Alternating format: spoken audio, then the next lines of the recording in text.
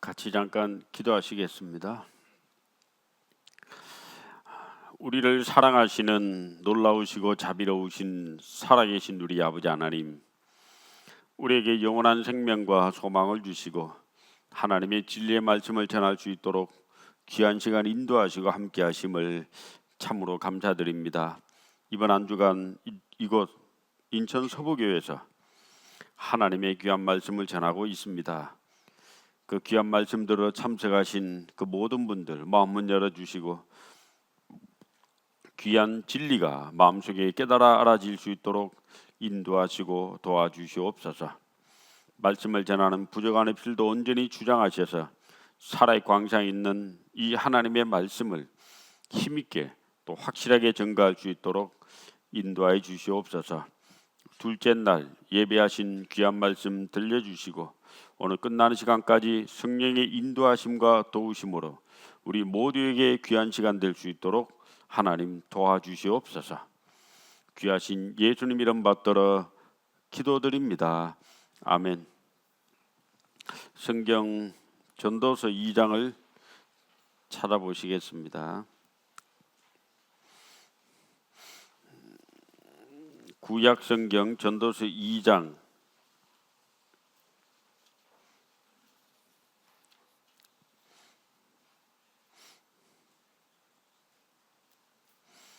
22절 23절 전도서 2장 22절 23절 두 소절을 같이 읽어보시겠습니다. 사람이 해 아래서 수고하는 모든 수고와 마음에 애쓰는 것으로 소득이 무엇이랴. 일평생에 근심하며 수고하는 것이 슬픔뿐이라. 그 마음이 밤에도 쉬지 못하나니 이것도 헛되도다. 여우가 배가 너무 고팠습니다. 여우가 먹을 것을 찾으러 이렇게 다니다가 포도원 하나를 발견합니다. 그 포도원 안에는 탐스럽게 익은 포도 열매가 가득 있었습니다.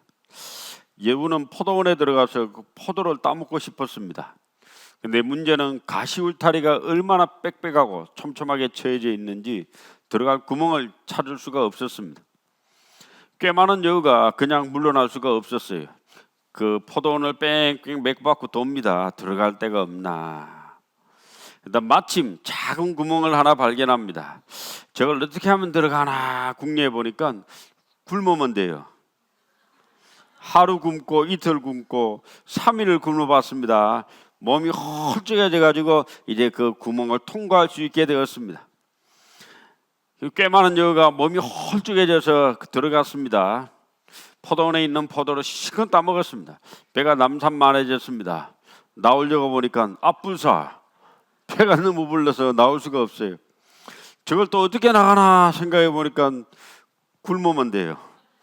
하루 굶고 이틀 굶고 3일 굶었습니다. 배가 홀쭉해졌습니다. 다시 포도원을 나왔습니다. 그러면서 여우가 이런 말을 했습니다.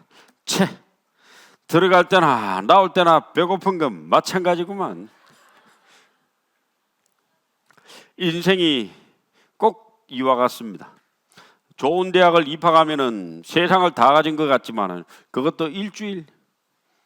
첫 수업 듣고 따라가려면 이제 머리 터집니다. 이제 4학년 내내 공부합니다. 취업을 위해서.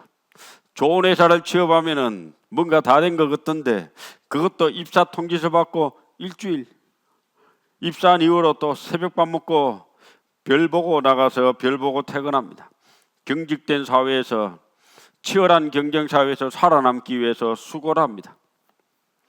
이제 이쁜 아가씨 만나 결혼해야죠. 결혼이 쉽습니까? 집값이 얼마인데요? 옛날에는 작은 집 조그마한 방 한 칸 얻어서 신혼살림을 시작했습니다마는 요즘은 그렇게 하려면 장가도 못 갑니다. 아예 아서라 말하라고 합니다. 처가집에서 시집올 여자도 없습니다. 대출을 이따만하게 빌려가지고 아파트 한 채를 어떻게 해야 됩니다. 그래서 대출 받아서 아파트 한 채를 어떻게 전세로 이렇게 했습니다. 결혼했습니다. 대출금 갚으랴, 태어나는 아기를 위해서 또 먹여 살리랴. 이제 눈코 털 새가 없이 바쁩니다. 인생의 끝없는 경쟁과 사회 속에 이제 자녀를 다 양육하면 된 것 같은데 시집장가 보냈더니만 좀 지나니까 또 손주를 데리고 와요. 맡아 키워달래. 또 할머니 할아버지 또 행렬이 있습니다. 유치원 버스 오면요 할아버지 할머니 다 나와가지고 빠이빠이 하고 또 받아야 돼. 세대가 점점 힘들어져 갑니다. 여기 방금 읽은 그 말씀처럼 수고하는 모든 수고와 마음에 애쓰는 것으로 소득이 무엇이랴. 일평생에 근심하며 수고하는 것이 슬픔뿐이라 그 마음이 밤에도 쉬지 못하나니 이것도 때도다. 왜 이렇게 고생하고 수고하며 살아야 될까요? 끝없는 자기개발과 또 자신과의 싸움에서 이겨야 됩니다. 아프리카 서남부에 가면 칼라리라고 하는 사막이 있습니다. 그 사막에 스프링벅이라고 하는 사슴 영양류의 이쁜 짐승이 있습니다. 이 짐승은 빨리 뛰는 데다가 깡총 뛰어요. 그래서 이 짐승을 잡아먹기가 참 힘들어요. 개체수가 어느 일정 숫자를 늘어납니다. 제일 앞에 있는 우두머리가 한쪽 방향을 향해 풀을 뜯기 위해서 걷기 시작합니다. 사뿐사뿐. 그 우두머리가 그러니까 그 다음 큰 짐승이 또 따라갑니다. 무리가 어느 한쪽 방향을 향해 풀을 뜯기 위해서 점점 개체수가 늘어납니다. 뒤에서 밀립니다. 앞에 있는 큰 짐승은 뒤에서 미니까 드디어 뛰기 시작합니다. 그럼 앞에 제일 큰 게 뛰니까 뒤에 것도 같이 뛰어요. 이제 나중에 되면 어디로 뛰는지, 왜 뛰는지, 무엇을 향해 뛰는지, 끝은 어떻게 되는지 아무런 목적도 의미도 상실한 채 무조건 뛰기 시작합니다. 제일 끝에 강을 만나고 계곡을 만나고 바다를 만나다 몰살해 버린다고 합니다. 동물학자들은 왜 이 짐승이 스스로 자멸하는가를 연구했는데 아직도 답을 잘 얻지 못하고 있다고 합니다. 다만 풀을 뜯기 위해서 뛰는 것은 맞는데 왜 한쪽 방향을 향해 저렇게 다 죽는가? 답은 얻지 못하고 있는데 사회학자들은 그 스프링벅의 행동 양식을 통해 뭔가 하나를 교훈을 받게 됩니다.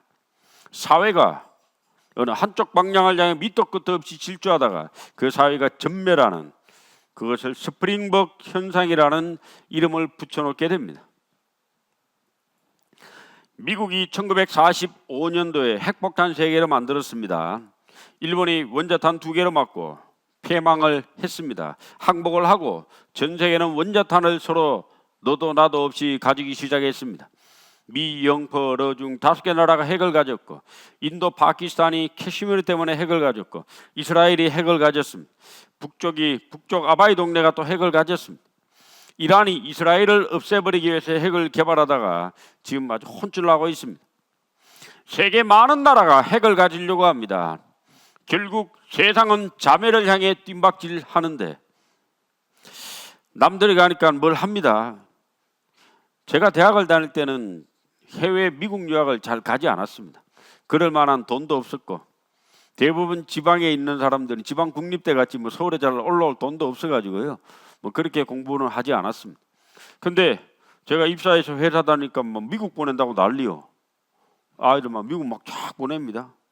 많이 보냈습니다. 성공한 사람도 있지만 후발주자는 졸업해도 갈 데가 없어. 한국의 애들도 영어 잘해요.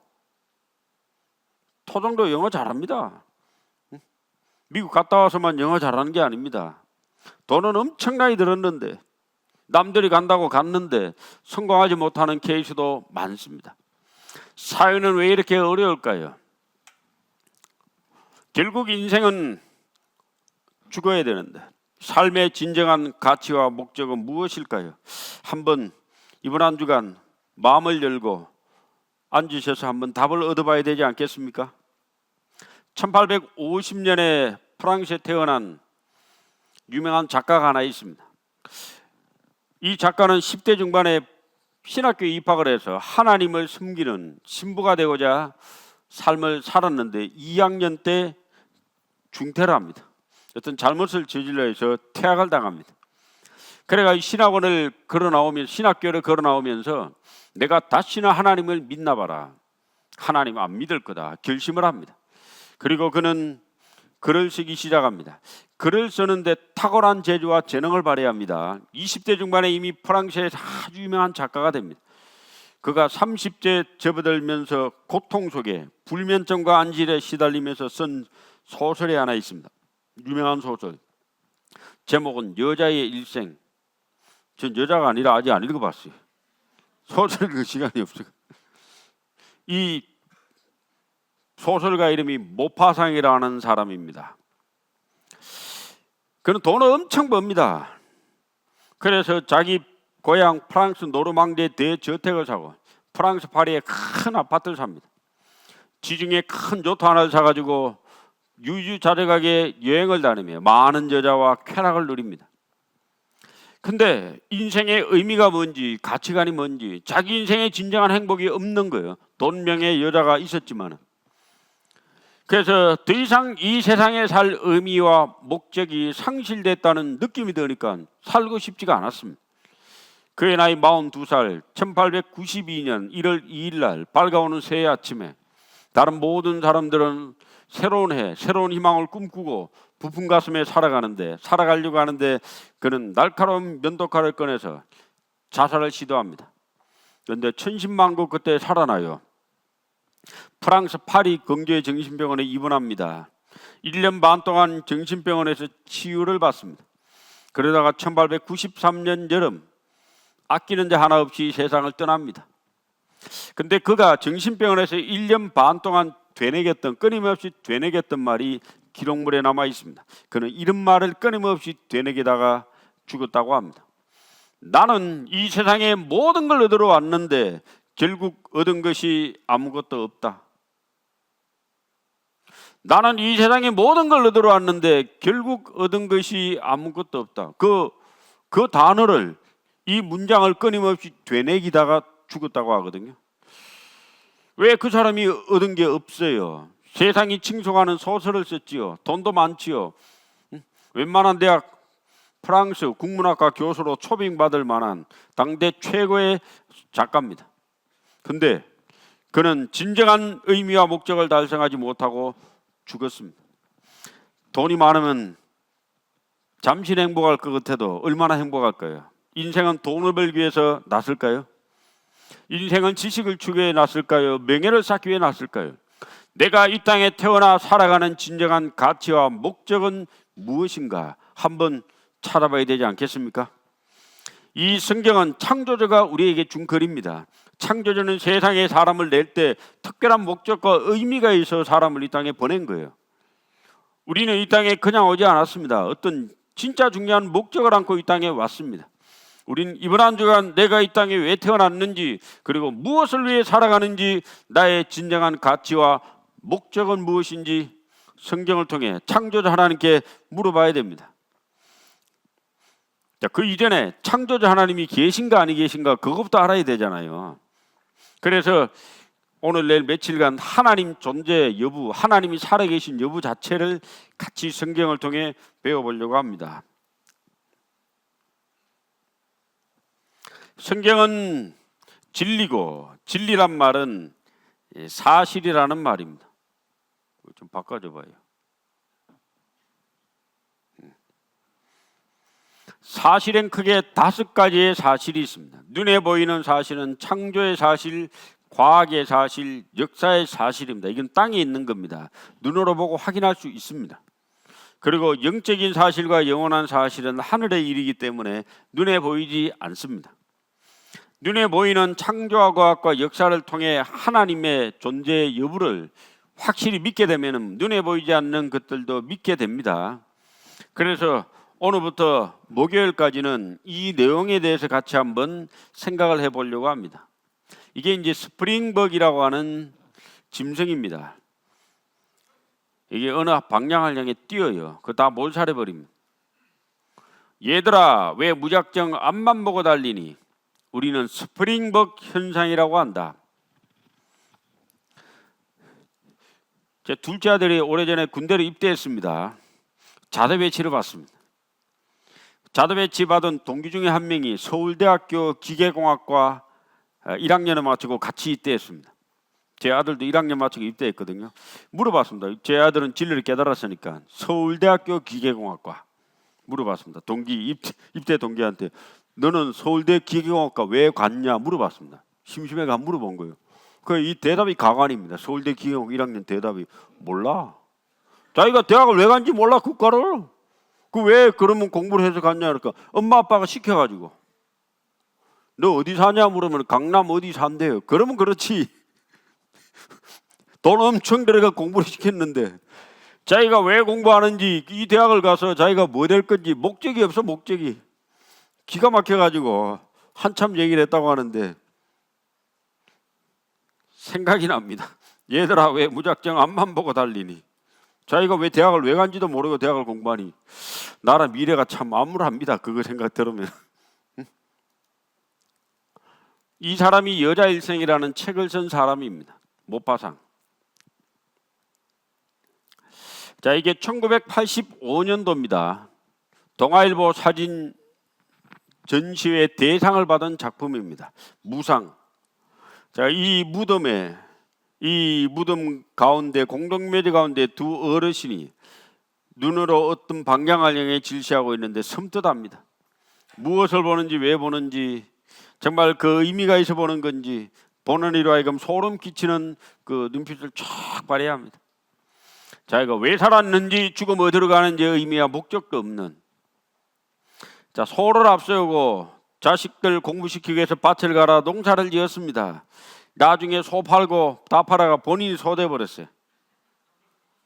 이 할머니는 뒤에서 밀고 할아버지가 소 돼가지고 이렇게 합니다. 대저 사람은 자기의 시기를 알지 못하나니 물고기가 재앙의 거물에 걸리고 새가 올무에 걸림같이 인생도 재앙의 날이 호련히 임하면 거기 걸리느니라. 물고기가 재앙의 거물에 걸리고 새가 올무에 걸립니다. 자, 물고기가 재앙의 그물에 걸립니다. 그 망망대 엄청난 바다에 하필 그물에 왜 걸려요? 그 넓은 바다에 물고기 재수 엄청나게 없는 거죠, 그죠? 새가 올무에 걸립니다. 저 푸른 창공 하늘에 왜 걸리긴 왜 걸려? 올무에다가 이 그물에다가 여기도 재수가 엄청나게 없습니다. 사람이 죽는 게 찰나에 죽습니다. 이게 뭔가 하면요, 광주광역시에서 재개발을 하는데 이렇게 빌딩이 서 있는데 포크레인 기사가 빌딩을 안쪽으로 무너뜨려야 되는데 바깥쪽으로 넘어뜨렸어요. 이게 참 여기에 많은 사람이 죽고 17명인가 죽었습니다. 한번 볼까요?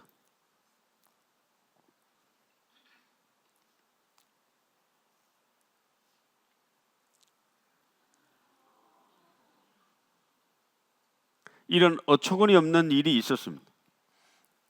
제가 이 당시에 광주광역시에 살고 있었습니다. 제가 8년 살았는데 제가 저희 집 바로 옆에 이제 있었던 일이라 신문을 매일 유심히 봤습니다. 여기 누가 죽었나. 그게 한 기자가 쓴 기사가 제 가슴을 참 눈물을 흘리게 했습니다. 17살짜리 고등학교 1학년 아이가 여기 버스에 타고 있다가 죽었어요. 한 아버지의 아들. 그 아들 보통 아들이 외동이잖아요. 아들이 한 명 있는데 그 무덤 거기에 이제 분향소에 와서 아버지는 매일 웁니다. 17살짜리 아들 버스에 타고 있다가 죽었습니다. 자, 인생이란 죽음이라는 것이 예고 없이 찾아옵니다. 그 전에 우리는 하나님을 만나야 됩니다. 그리고 진리를 깨닫고 영원한 생명을 얻다가 하나님을 만나야 됩니다. 로마서 1장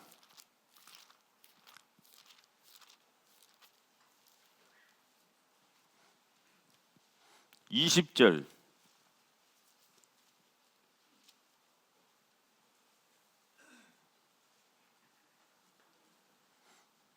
로마서 1장 20절 같이 읽어보겠습니다. 창세로부터 그의 보이지 아니하는 것들 곧 그의 영원하신 능력과 신성이 그 만드신 만물에 분명히 보여 알게 되나니 그러므로 저희가 핑계치 못할지니라. 우주 만물에는 하나님의 능력과 하나님의 신성이 나타나 있습니다. 능력을 영어로 파워라고 하고 신성을 가테다, 하나님의 두뇌라고 합니다. 사람이 만든 물건엔 사람의 능력과 사람의 지혜가 있습니다. 저는 아주 오래전에 스마트폰이 처음 나올 때 스마트폰을 신기하더라고요. 맨날 버튼 누르다가 그 스마트폰을 처음 저녁에 이제 구입했거든요. 전화가 왔습니다. 뭐 전화만 개통하도록 했으니까 전화를 받으려고 꾹 눌렀는데 전화가 안 받아져요. 암만 눌러도 전화가 안 받아져요. 그날 전화 못 받았습니다. 다음 날 아침에 일어나서 이제 대리점 갔습니다. 이 전화를 전화가 암만 눌러도 안 받는다고 하니까 시구서시더만 옆으로 밀어보세요 하더라고. 전화가 그 본인이 전화했어요. 쓱 밀어보니까 바뀌는 거예요. 여보세요. 스마트폰, 스티브 잡스 참 대단한 사람입니다. 그 스마트폰, 그 자그마한 폰 안에 세계가 담겨져 있습니다. 참 대단한 기계죠. 거기에는 만든 사람의 능력과 지혜가 담겨져 있습니다. 만유인력의 법칙을 발견한 영국의 유명한 과학자 아이작 뉴턴. 많은 사람이 만유인력의 법칙을 발견하고 그 발표했을 때 아이작 뉴턴을 칭송하게 됩니다. 뉴턴은 겸손하게 이런 말을 했습니다. 나는 망망한 대해를 둔 바닷가에서 조개 껍질 하나를 준 어린아이와 같다. 그 바다가 얼마나 넓은지, 바다 안에 무슨 생물이 있는지 모르는 것처럼 나는 하나님과 우주에 대해서 아직도 모르는 것이 너무 많다. 우리는 하나님과 우주에 대해서 아직도 모르는 것이 너무 많습니다. 영국의 유명한 과학자 프레드 호일이라는 유명한 과학자가 있었습니다. 이 사람은 유명한 무신론자였는데 이 스티븐 호킹이라고 하는 그 휠체어에 앉아서 일해 있는 루게릭병 걸려가지고 그럼 돌아가셨죠. 그분 이전에 있었던 인류 최고의 그 천문학자였다고 합니다. 그분이 과학자적 기치가 발동해가지고 도대체 생물체 하나가 아메바라고 하는 단세포 하나가 우연히 이 땅에 나올 수 있는가를 연구를 한 거예요. 그래서 혼자 연구가 안 되니까 그 당시 존재했던 유명한 수학자, 교수였던 위크라마싱이라는 인도 출신의 유명한 과학자와 함께 이 가정을 합니다. 지구 나이가 한 50억 년 정도 되는데 세포 하나가 우연히 나올 확률이 얼마 되는가 이 조사를 해봤습니다. 자, 얼마의 조사 끝에 그가 발표하게 됩니다. 1981년 8월달 영국 데일리 익스프레스라고 하는 유명한 신문에 발표하게 됩니다.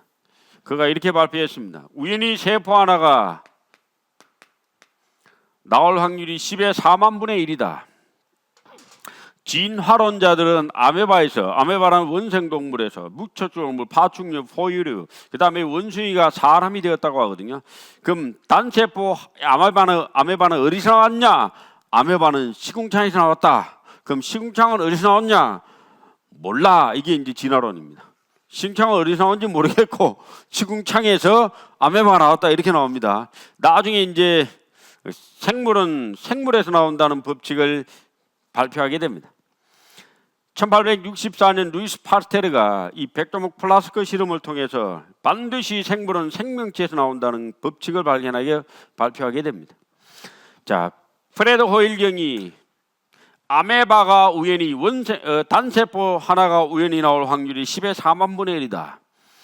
이 확률은 이렇게 표현합니다. 그 기사에 300만 개의 부품으로 이루어진 하늘에 나는 비행기 보잉 747기를 부품을 다 300만 개의 부품을 다 분해해 가지고 땅바닥에 다 펼쳐놨을 때 갑자기 태풍이 불어 가지고 이 부품이 하늘로 올라가서 스스로 쫙 조립이 돼 가지고 하늘에 나는 확률보다 더 어려운 것이 10의 4만 분의 1이다 이렇게 발표했습니다.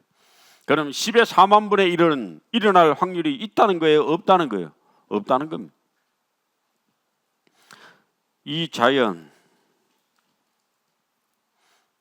수학에서 불가능한 확률이 10의 50성분의 1입니다. 태풍이 불어서 비행기로 조립될 확률이 10의 4만 분의 1이라고 하거든요. 과학자들이 조사해 봤습니다. 아메바가 우연히 생길 확률이 얼마 되나?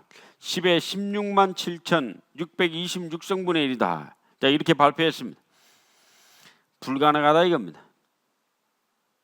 자, 하나님께서 창조하신 우주와 지구, 우주에 대해서 잠깐 한번 지구에 대해서 욥기 26장 7절에 보면은 그는 하나님은 북편 하늘을 후공에 펴시며 땅을 이 지구잖아요. 디어스 지구를 공간에 다시며 지구가 공간에 둥둥 떠 있다 이렇게 이제 성경은 기록을 하고 있습니다.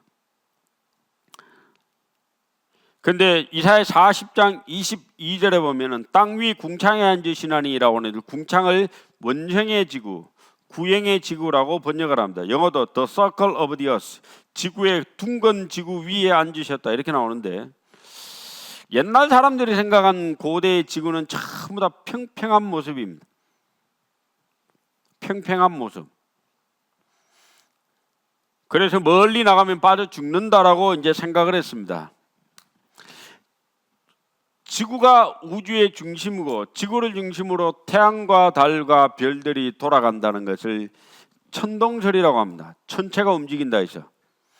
AD 150년경 그리스의 유명한 수학자 프톨레마이오스에 의해서 이론이 정립이 되게 됩니다. 하늘이 움직인다.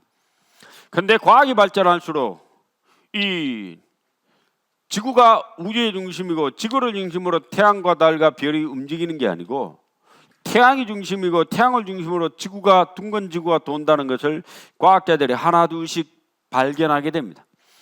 그러다가 1453년 폴란드 유명한 천문학자 코페르니쿠스라고 하는 사람이 이제 곧 죽기 직전에 그의 평생에 역작을 하나 냅니다. 그리고 죽음을 앞두고 책을 하나 발표하게 되는데 천구의 회전에 대하여라는 책을 발표하게 됩니다. 둥근 지구가 태양을 중심으로 돌고 있다는 것을 발표합니다. 그리고는 꼬까닥 죽어버렸어요. 왜 죽기 직전에 했냐? 그때 당시 로만 가톨릭이 세계를 지배할 때는 태양이 우주의 태양을 중심으로 지구가 도는 게 아니고 지구가 중심이라고 한 거예요. 그러니까 이제 코페르니쿠스의 이론은 로마 교황청에서 소환돼 가지고 이제 사형을 언도받을 수 있는 죄가 됩니다. 그래서 죽기 직전에 발표합니다. 많은 사람들이 그 책을 봅니다. 그러다가 이탈리아의 유명한 과학자 갈릴레오 갈릴레이가 망원경을 인류 최초로 발명합니다. 쫙 이 우주를 이렇게 관찰해 보니까 둥글거든. 별들이 둥글고 지구가 태양 중심으로 돌고 있거든요. 그걸 지구가 돈다고 발표했습니다. 로마 교황청에서 부릅니다. 뭐 지구가 돈다고 너 일로 와봐. 재판합니다. 69살 때 세워놓고 지구가 돌아 태양이 돌아. 지구가 돈다면 사형이고 태양이 돈다면 그냥 가는 거예요. 예, 태양이 돕니다. 태양이. 그리고는 나와서 문 앞에서 쭝을거렸다고 하잖아요. 그래도 지구는 도는데. 얼마 안 됩니다. 한 400~500년 정도밖에 안 됩니다. 유리 가가린이라는 사람이 1961년 4월 12일 지구 바깥으로 최초로 나간 지구인입니다. 유인 우주선을 타고 나갔습니다. 지구를 보고 이렇게 합니다. 우주는 매우 어두웠으나 지구는 푸르렀습니다. 모든 것이 명확하게 보였습니다. 둥근 지구 볼까요?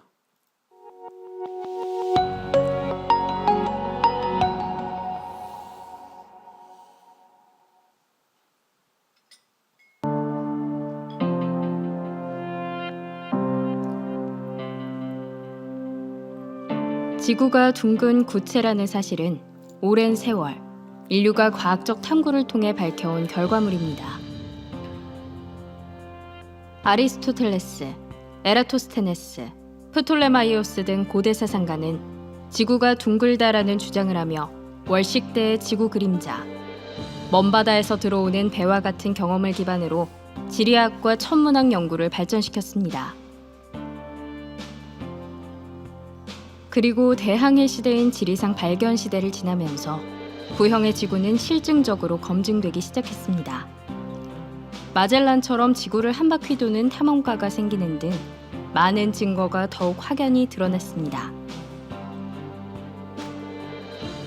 지구가 둥글기에 콜럼버스는 인도에 가기 위해 동쪽의 육로가 아닌 서쪽의 바다를 택했으며 기구와 비행기를 통해 지구의 공면은 더욱 확연하게 드러났고 급기야 인류는 달에까지 가서 지구의 사진을 찍어보내기도 했습니다. 이렇듯 지구가 둥글다는 것은 이제 우리에게 있어 숨쉬는 것과 같은 증거이며 경험적이고 과학적인 사실입니다. 그런데 놀라운 건 수세기를 걸쳐 확인하고 입증해야 했던 이 사실이 성경에는 이미 기록되어 있었다는 것입니다. 고대 그리스의 철학자들이 지구의 구형론에 대해 생각하기 무려 300여 년 전에 기록된 성경. 지금으로부터 2700년 전에 기록된 이사야서에 그 사실이 기록되어 있었던 것입니다. 이사야 40장 22절 중에 있는 땅 위 궁창은 히브리어로 원형 둘레라는 후그입니다. 이는 잠언 8장 27절인 그가 하늘을 지으시며 궁창으로 해면을 두르실 때와 동일한 내용인데, 이 말씀은 둥근 땅 위 높은 곳에 계신 하나님께는 지구의 사람들이 메뚜기와 같이 작게 보인다는 뜻으로 분명하게 지구가 원형이라는 것을 증언하고 있는 것입니다. 현대과학은 살펴볼수록 성경의 사실성을 증명해주고 있습니다. 성경은 다른 만사와 마찬가지로 우주에 관한 가르침에서도 틀림없는 사실을 가르쳐주고 있습니다. 성경은 사실이며 우리가 생애 한 번은 꼭 배워봐야 할 책입니다. 성경에는 모든 것이 기록되어 있으며 틀리지 않는 하나님의 기록들이 들어 있습니다. 욥기 28장 5절에 보면은 지면은 식물을 내나 지하는 불로 뒤집는 것 같고, 지면 땅 위에는 식물을 내는데 지구 내부에 뭐가 있는지 과학자들은 오랜 세월 탐구 대상이었습니다. 근데 내려가 볼 수가 없으니까 잘 몰라요. 그냥 뭐가 있겠지 이 정도만 생각을 한 겁니다.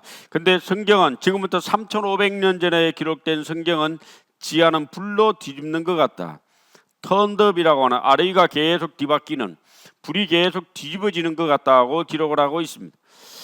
과학이 점점 발달해서 지구 내부에 지진파를 쏴가지고 지구 내부를 확실히 알게 되는 시대가 왔습니다. 100년 정도밖에 안 됩니다.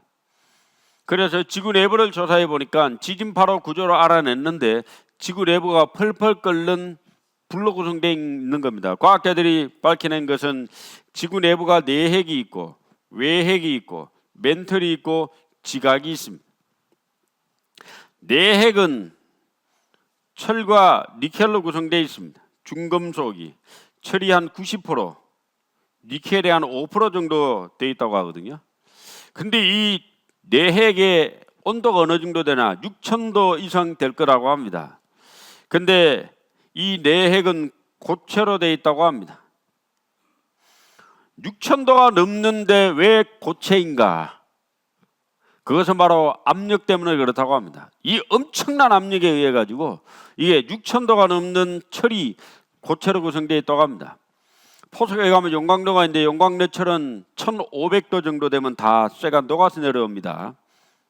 자, 근데 6000도가 넘어요. 왜 또 철과 니켈 같은 중금속으로 구성되어 있는데 이것은 액체로 구성되어 있다고 합니다. 온도가 한 3000도, 2000도에 3000도 정도 된다고 하는데, 고체가, 단단한 고체가 불이 안에 있고 바깥에 이 액체인 철이 아래 위로 계속 불이 뒤집어집니다. 계속 움직이면서 활동을 합니다. 안에도 움직이고 바깥도 움직이고. 그래서 무엇이 발생되는가 하면 지구 자기장이 발생됩니다. 지구 자기장에서 저희가 전자제품을 지금 사용합니다. 이 지구 자기장에 의해서 태양으로부터는 태양풍을 막아주게 됩니다. 자석으로 된 지구가 가지는 자석의 성질이 대기권과 함께 지구에 들어오는 해로운 태양풍과 우주선을 막아주는 역할을 합니다. 남극과 북극에서 계속 지구 자기장이 발생되기 때문에 태양풍이 내려올 때 다 비켜나는 이 보호막 역할을 합니다. 자기장은 지구의 생명방패이다. 대단하지 않습니까? 이게 100여 년 정도밖에 안 됩니다. 또한 성경은 3500년 전에 지구 내부 구조에 대해 정확히 묘사했습니다. 지면은 식물을 내나 지하는 불로 뒤집는 것 같고, 우리가 딛고 서 있는 땅 밑에 펄펄 끓는 불바다가 있다는 것은 지구과학의 기초 지식입니다. 그러나 19세기까지 사람들은 땅 속에 불바다가 있다는 하나님의 말씀을 말도 안 되는 신화로 여겼습니다. 20세기가 되어서야 지구 내부 구조가 밝혀졌기 때문입니다.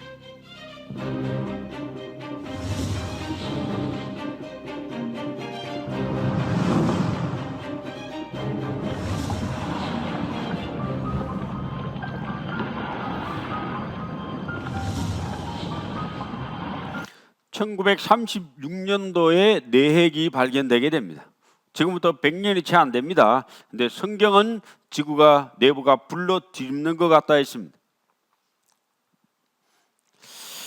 지구와 태양까지의 거리, 지구와 달까지의 거리. 자, 이게 누가 그 도량을 정하였는지, 누가 그 준성을 그 위에 띄웠었는지 내가 아느냐? 욥기 38장 5절에 무게와 길이를 누가 만드는지 아냐 이 말입니다. 지구와 태양까지의 거리는 1억 5천만 킬로미터고 지구와 달까지의 거리는 38만 킬로미터입니다. 이게 꼭 400배의 차이가 납니다.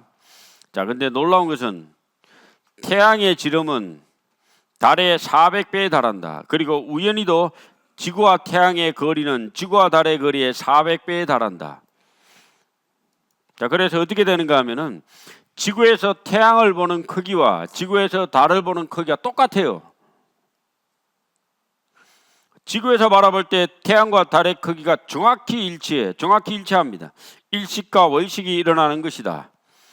우연하게 달이 현재 궤도에 놓일 확률은 제로에 가깝다. 달의 궤도가 완벽히 들어맞는 것은 절대 우연이 아니다.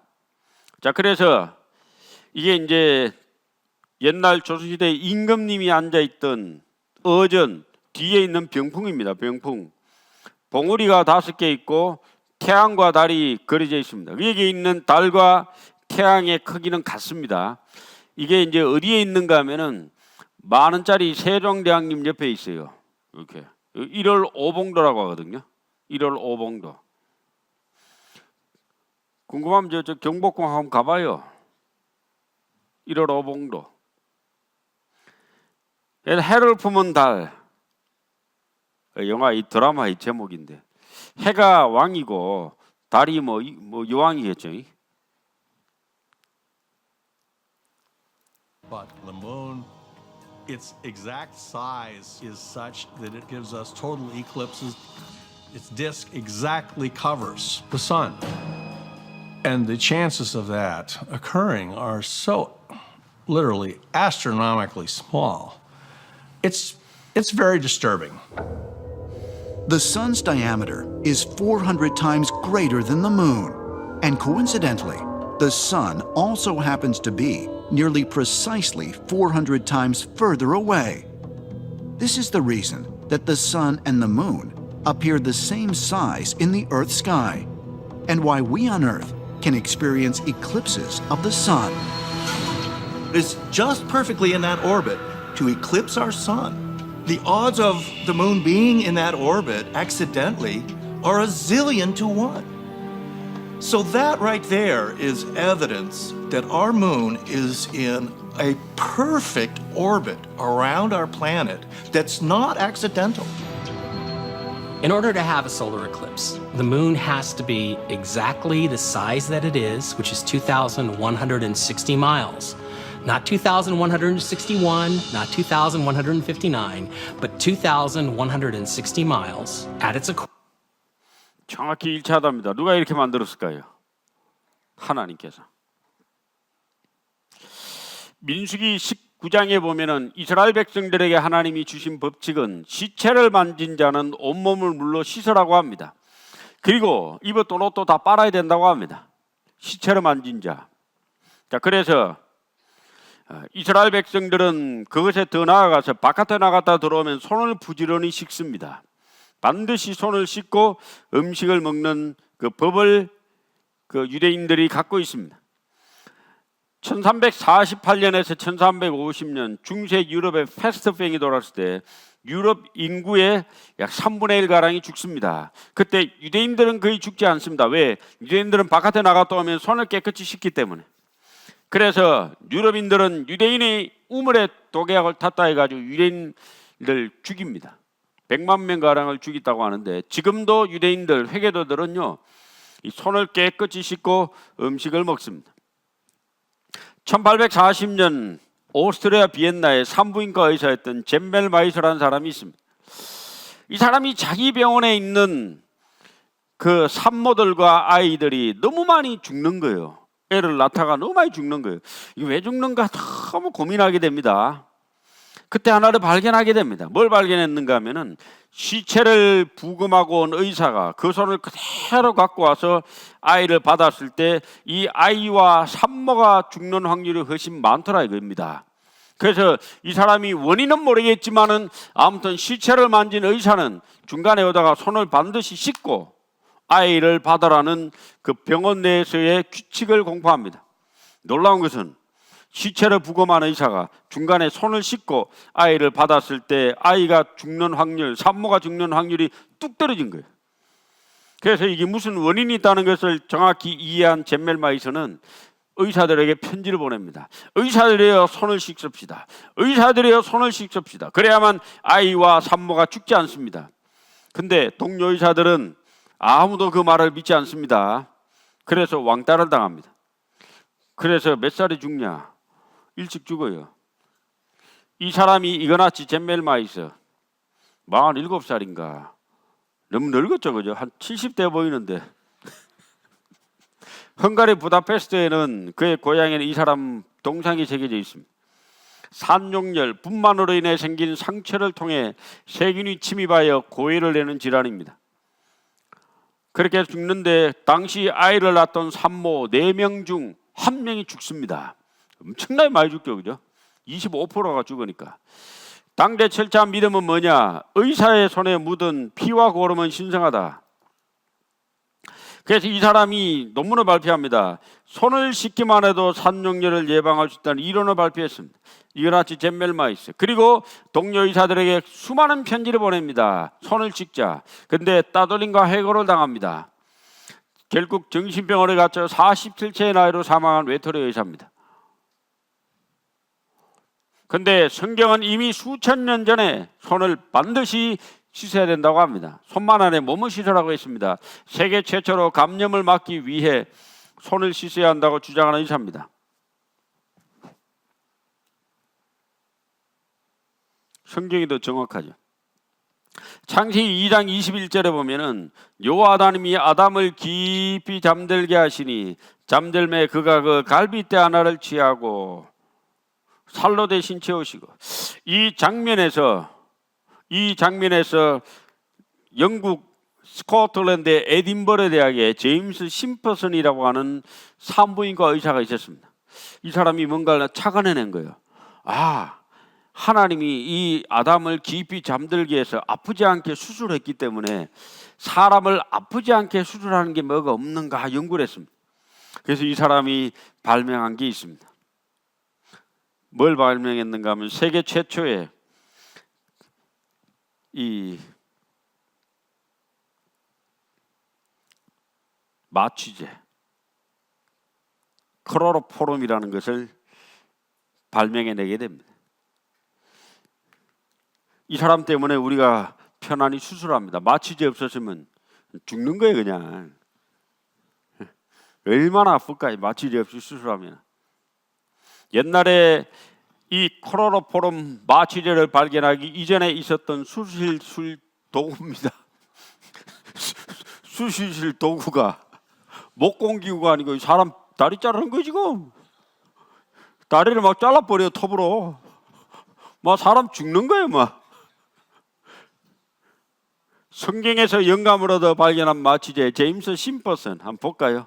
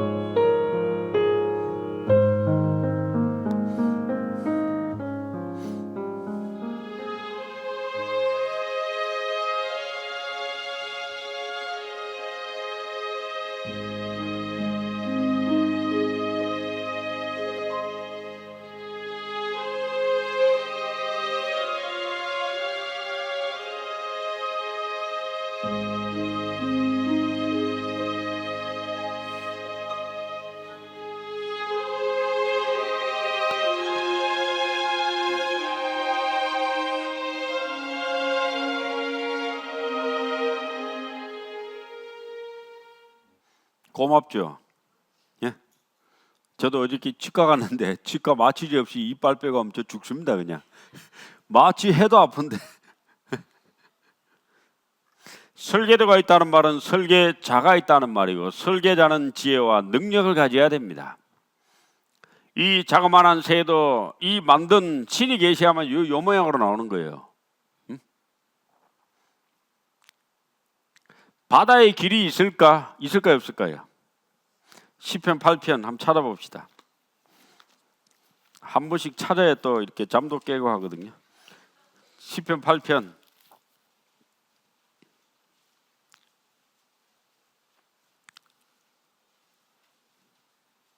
시편 8편 8절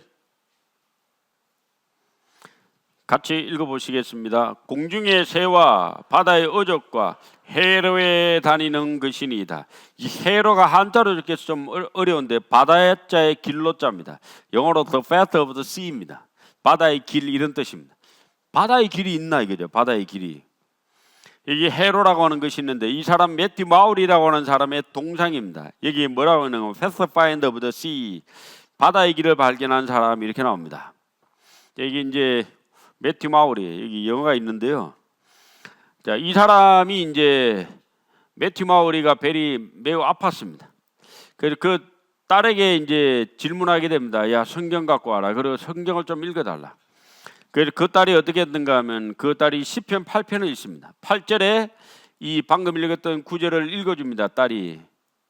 그때 이 사람은 뭘 하나 하게 됩니다. 만약에 하나님이 바다의 길이 있다고 말씀하셨다면은 내가 이 침대에서 일어나는 날 바다의 길을 찾으러 가겠다라고 결심을 합니다.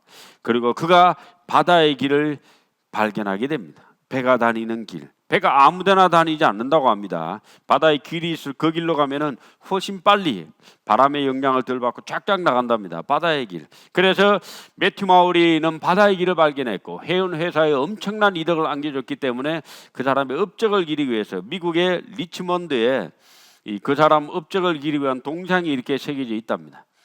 성경은 정확한 책이죠. 시편 139편 13절에 보면은 주께서 내 장부를 지으시며 나의 모태에서 나를 조직하셨나이다.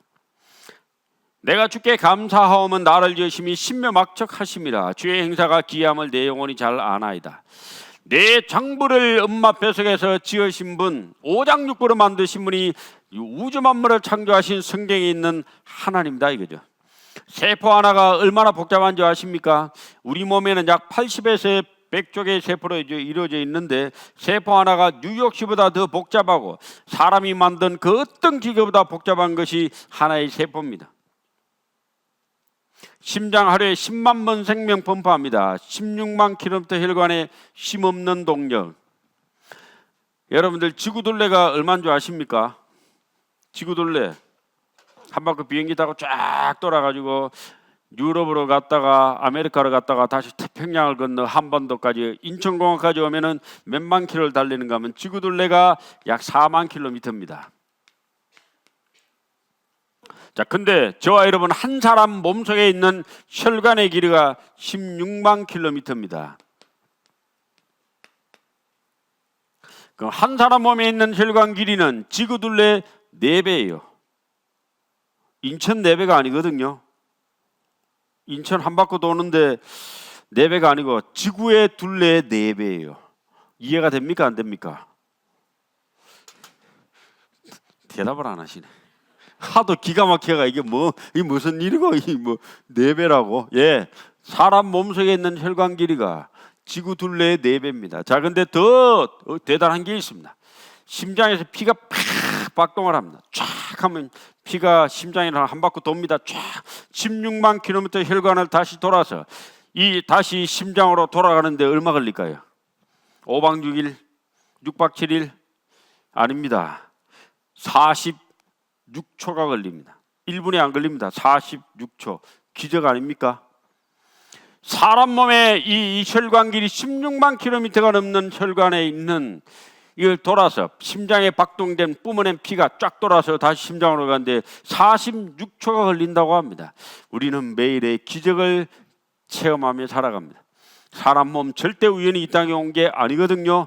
창조자 하나님이 계셔서 이렇게 신묘막측하게 만드신 거거든요. 눈, 놀라운 설계 신비의 극치.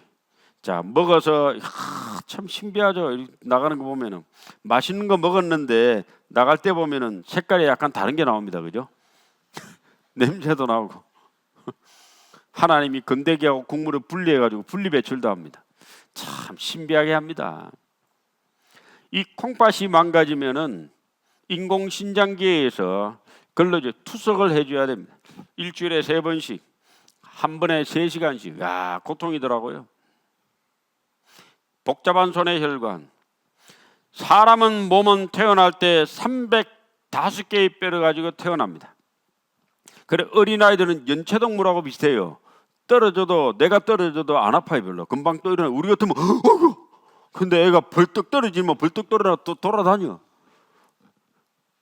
아이들 위에서 잘 떨어지거든요. 내가 먼저 탁 떨어지거든요. 근데 얘는 또 금방이나 돌아다녀. 왜냐면 이게 내가 아직 덜 굳어가지고 안 아픈가 봐. 305개 뼈라 돼 있습니다. 근데 점점 자라서 다 자란 성인이 되면 뼈가 206개로 맞춰집니다. 99개가 어디 가고 없어져 버려요. 자, 근데 놀라운 것은 사람이 태어날 때 크기의 그 모양 그대로의 뼈가 평생을 그 크기로 자랍니다. 엄마 뱃속에 나올 때 뼈 크기가 망치뼈, 등자뼈, 모리뼈 이 3개의 뼈는 태어나서 죽을 때까지 크기가 똑같아요. 나머지 모든 뼈는 점점 커지는데 요 뼈만 크기가 똑같이 갖고 있다가 결국 죽음을 맞이합니다. 누가 이렇게 프로그래밍을 이 뼈에다가 했을까요? 너는 잘하면 안 돼.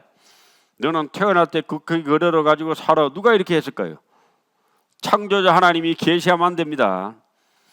우리가 이 땅에 태어나 살아가는 그 자체가 기적이고 놀라움의 연속이에요. 이 로봇손이 정교합니까? 우리의 손이 더 정교합니까? 우리의 손이 더 정교하죠. 엄청나죠. 신묘막측한 지으심에 해답이 있습니다. 과거로는 풀 수 없는 생명의 진리. 엄마의 난자에 아빠의 정자가 뛰어들어가서 하나가 딱 결합을 하면은 이게 이제 세포 분열을 시작해서 이래 자궁의 착상이 이루고 280일간 엄마 뱃속에 자라서 한 생명체가 이 땅에 나옵니다. 신기하죠? 부모 닮았어요. 나는 자연을 더 많이 연구할수록 나는 창조대에서 더 많이 놀라게 된다. 루이스 파스테르. 인체의 신비, 자연의 신비, 우주의 신비를 보고도 하나님을 믿지 않는 사람이 있다면 미친 사람이거나 정직하지 못한 사람일 것이다. 같이 읽어보겠습니다. 콩 심은데 콩 나고 팥 심은데 팥 난다. 맞아요, 안 맞아요?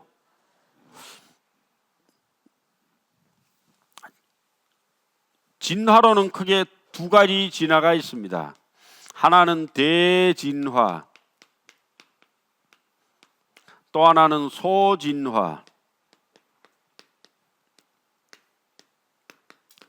대진화는 한 종이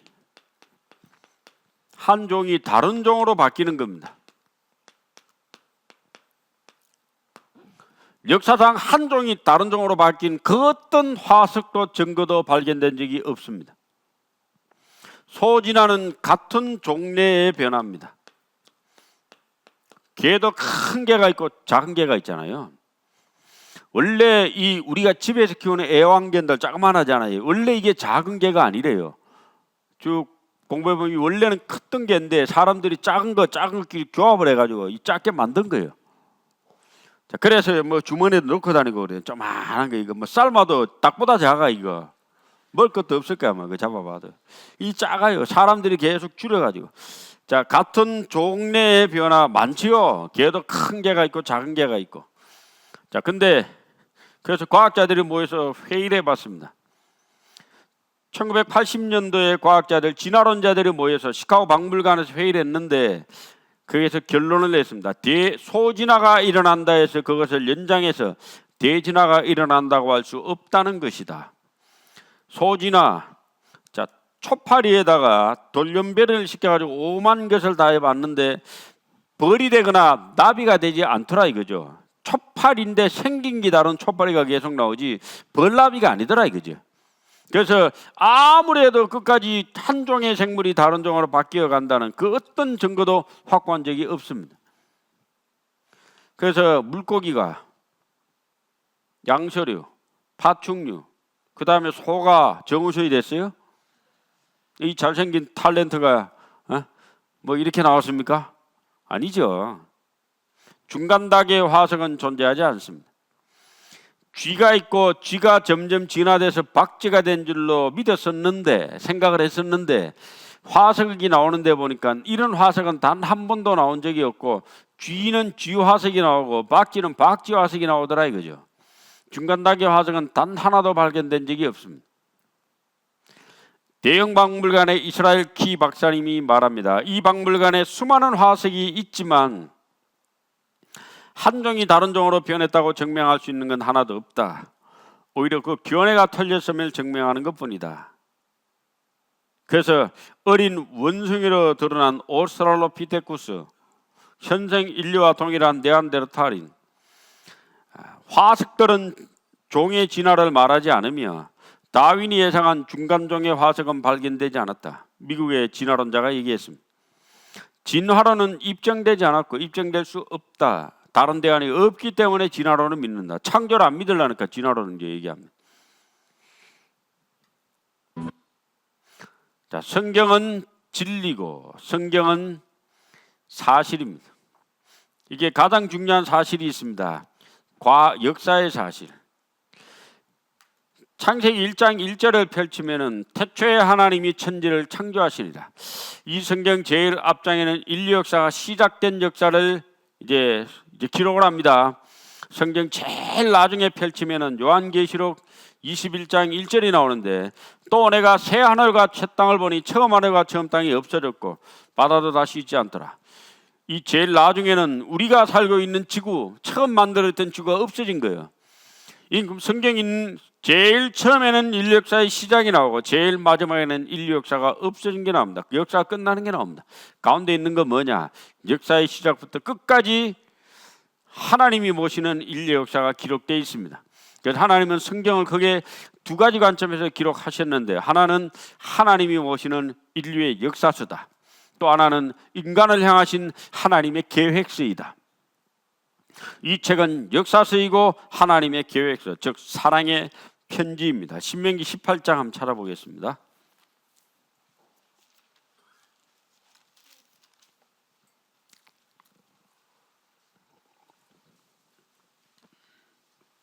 신명기 18장 21절.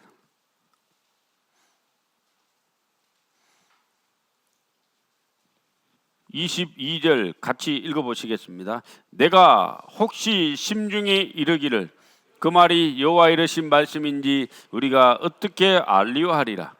만일 선지자가 있어서 여호와의 이름으로 말한 이 일에 정엄도 없고 성취함도 없으면 이는 여호와의 말씀하신 것이 아니요 그 선지자가 방자의 한 말이니 너는 그를 두려워 말지니라.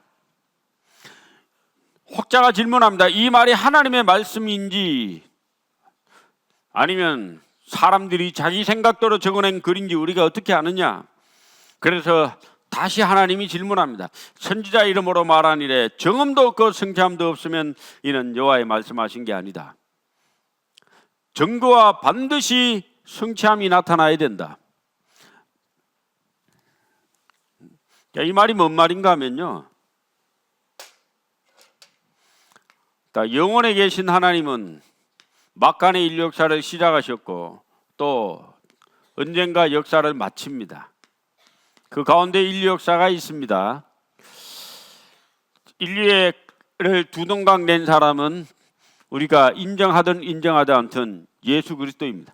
예수님이 이 땅에 오신 해를 영년으로 삼거든요. 새로운 역사의 시작이다. 그래서 예수님 오신 이후로 AD가 됩니다. 기원 후.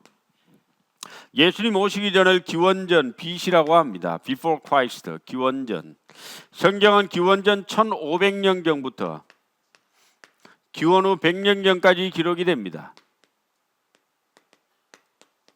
1600년간에 기록된 이 성경, 이 성경 안에 어떤 길이 기록되어 있는가 하면은 기원전 1500년경에 창세기를 기록한 모세의 창세기에는 세상을 처음 창조한 역사가 나옵니다. 태초에 하나님이 천지를 창조하시니라. 땅이 혼돈하고 공함이 흑암이 깊음 위에 있고 하나님의 신은 수면에 운행하시니라. 하나님이 가라사대 때 빛이 있으라 하심에 빛이 있었고 그 빛이 하나님 보시기에 좋았더라. 세상 창조한 역사가 쫙 나옵니다. 우리는 2025년도에 살고 있는데 지금부터 3500년 전에 기록된 창세기에 기록된 내용이 사실인지 아닌지 우리가 어찌하오리까? 어떻게 할까요?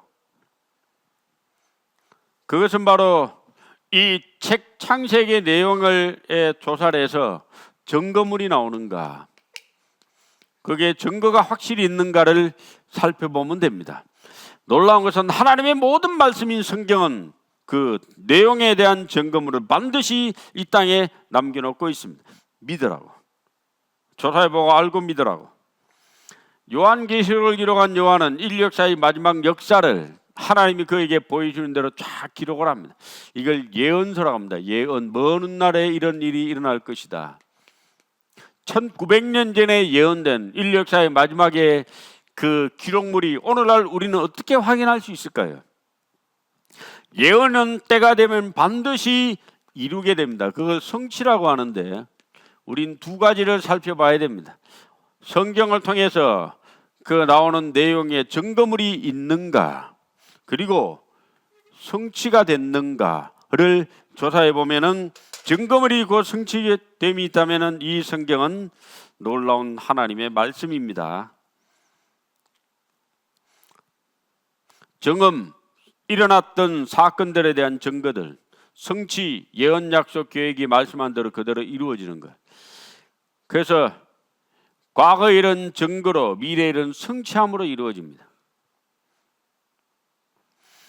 우상들에게 말합니다. 너희는 네가 신이란 증거를 보이라. 장차 당할 일, 이전 일, 장래사, 후래사, 복화를 내려 보이라고 합니다. 자, 우상은 입이 있어도 말을 못하고 귀가 있어도 듣지 못하는 게 우상입니다. 역사할 수도 없고 미래 일을 예언할 수도 없습니다. 우상은. 성경은 모든 걸 다 이야기하는 책입니다. 과거 일도 정확히 얘기하고 미래 일도 정확히 예언하고 복도 주고 화를 내는 놀라운 하나님. 미국 하버드 법대 교수님입니다. 사이먼 그린리프. 뭐라고 했는가 하면 기독교는 세상에서 입증 가능한 종교다. 기독교는 증거물과 성취함을 정확히 때가 되면 나타내기 때문에 반드시 입증 가능한 종교라고 합니다. 무신론 고고학자 넬슨 그루네기라는 이런 과학자가 뭐라고 했는가 하면 나는 성경에 오류가 있다는 걸 전혀 발견하지 못했다. 성경의 역사 기록들이 개괄적으로나 세부적으로나 아주 정확하다. 성경은 증거물을 우리에게 이야기합니다. 5분 쉬었다가 증거물을 살펴보겠습니다. 5분 쉬겠습니다. 자, 창세기 2장을 보겠습니다.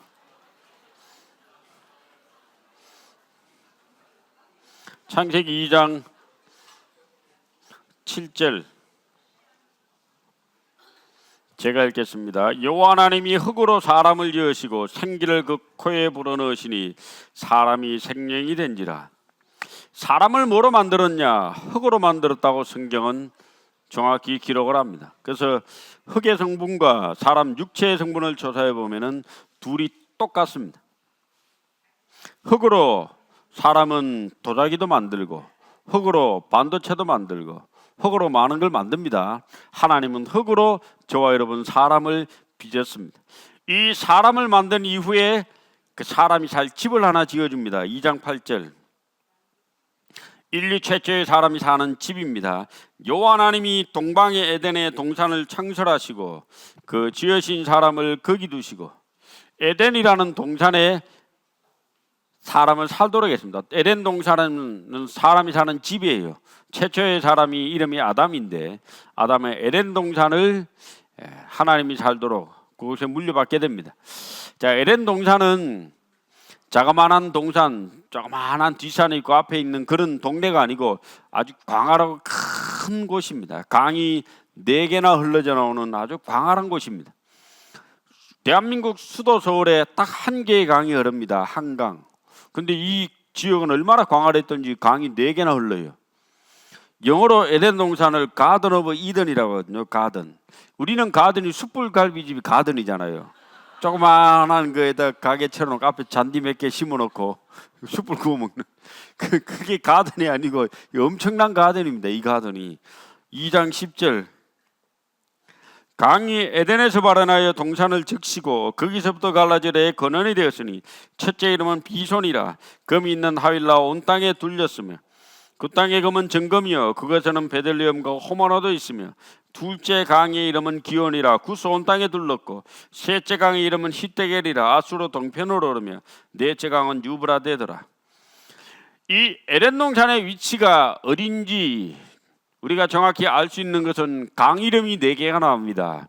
첫째 강과 둘째 강은 현재 지구상에 사라지고 셋째 강과 넷째 강은 현재 지구에 흐르고 있습니다. 셋째 강의 이름은 히데겔인데 유대인들 말로는 히데겔이고 우리가 보통 쓰는 헬라 언어로는 유럽 언어로는 티그리스 강입니다. 넷째 강은 유브라데 말 그대로 유프라테스 강입니다. 티그리스 강과 유프라테스 강은 터키 고원에서 발원해 가지고 시리아를 경유해서 이라크를 통과해서 페르시아만으로 들어가는 중동의 아주 유명한 강입니다. 인류 최초의 문명의 발상지 그것을 메소포타미아 문명이라고 합니다.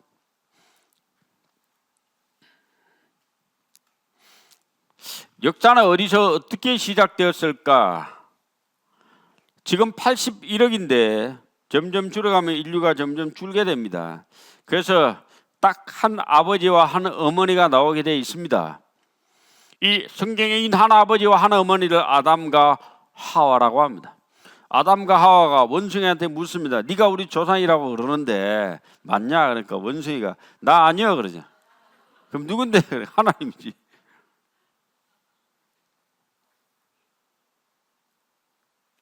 에덴 동산 사실이었나?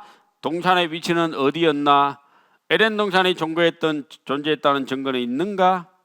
에덴 동산 여기가 대한민국이고 여기가 에덴 동산의 위치입니다. 왜냐하면 거기에 흘렀던 2강이 지금 흐르고 있기 때문에 그렇습니다.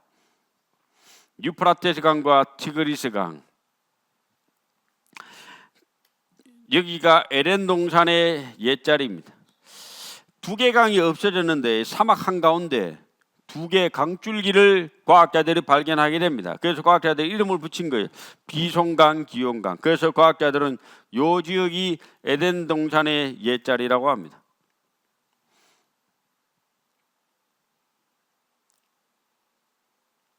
성서 속 에덴 동산은 바로 이곳이다. 에덴 동산은 지금의 페르시아만이다.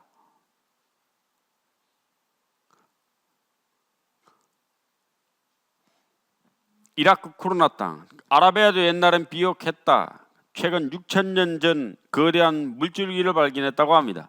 여기에 쿠웨이트하고 이 사우디아라비아를 가고 있는 이 강을 비손강이라고 이름을 붙이게 됩니다. 과학자들은.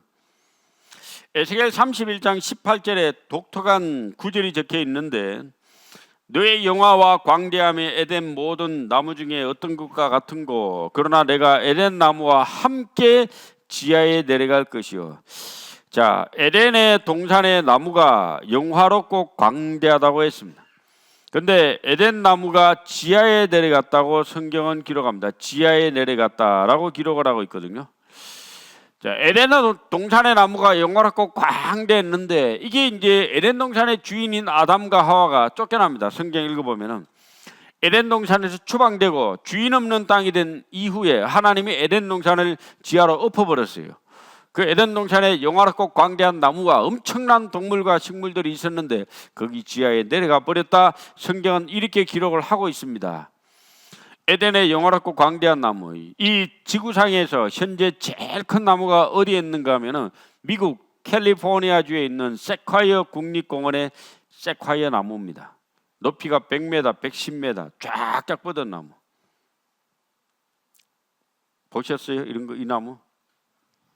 우리나라 세콰이어 나무가 어디 있는가 하면요, 저기 그 춘천하고 가평 사이에 남이섬이 있습니다. 남이섬 가보면 옛날에 배용준이하고 최지우하고 겨울연가 이럴 때 눈밭에 하고 뒹구르던 그 지금 그 다 있어요. 지금도 그게 뭐 외국인들 와 사진 찍자고 난리인데 우린 별로 안 가는데 그게 세콰이어 나무가 쫙 있습니다. 제가 광주광역시에 8년 살았는데 거기에 담양에 가면요 가로수가 세콰이어 나무예요. 쫙.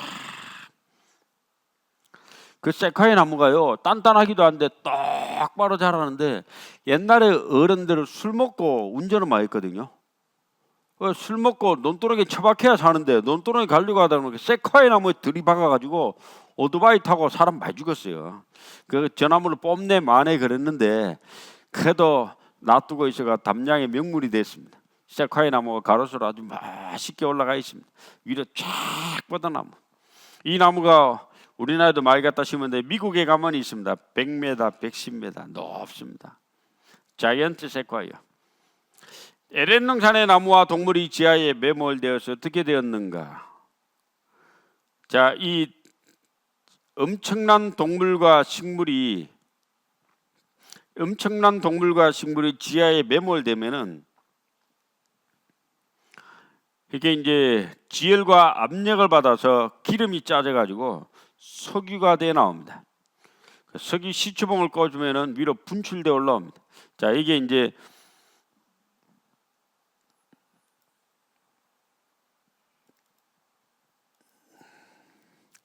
이 사우디아라비아가 땅이 이렇게 있는데 넓죠. 사우디아라비아 동쪽은 페르시아만이고 서쪽은 홍해입니다. 서쪽은 석유 한 방울도 안 나옵니다. 같은 나라도. 석유는 어디서 나오는가 하면 동쪽 페르시아만에서 나옵니다. 여기에 세계 1위의 산유국 사우디아라비아, 그 다음에 이라크, 이란, 두바이, 아랍에미레이트 두바이, 카타르, 바레인, 쿠웨이트 세계적인 석유 산유국입니다. 이 페르시아만 주변 중동의 오일머니들이 모여 있습니다. 산유국이라고 합니다. 땅 파면 석유가 나옵니다. 여기 왜 이쪽에만 석유가 나오는가? 왜 이쪽엔 석유가 안 나오고 왜 이쪽에만 나오는가? 여기에 바로 에덴 동산이 있었기 때문에 여기에만 석유가 그렇게 나옵니다.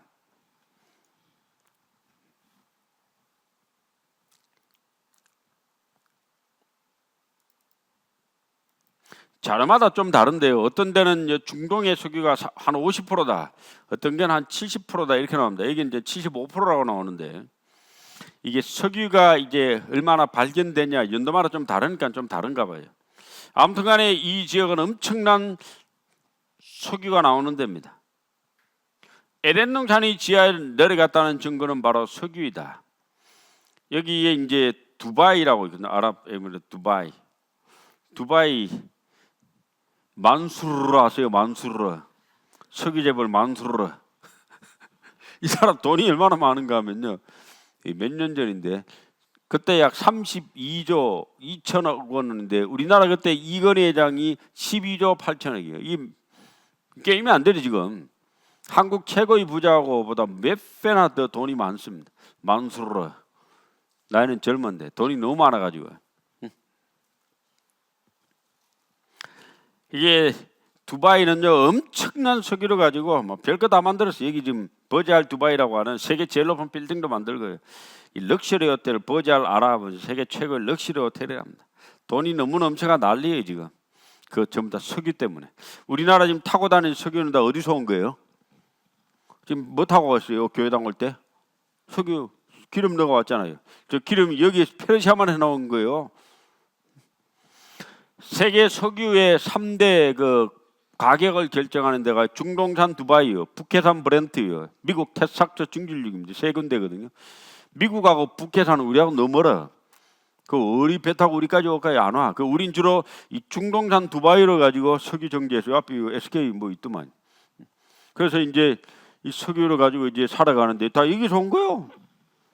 에덴 동산에 있었던 동물과 식물의 석유 가지고 지금 타고 다니시는 거예요. 고마워해야죠, 그죠?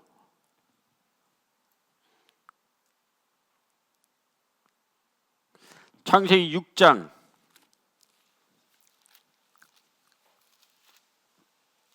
5절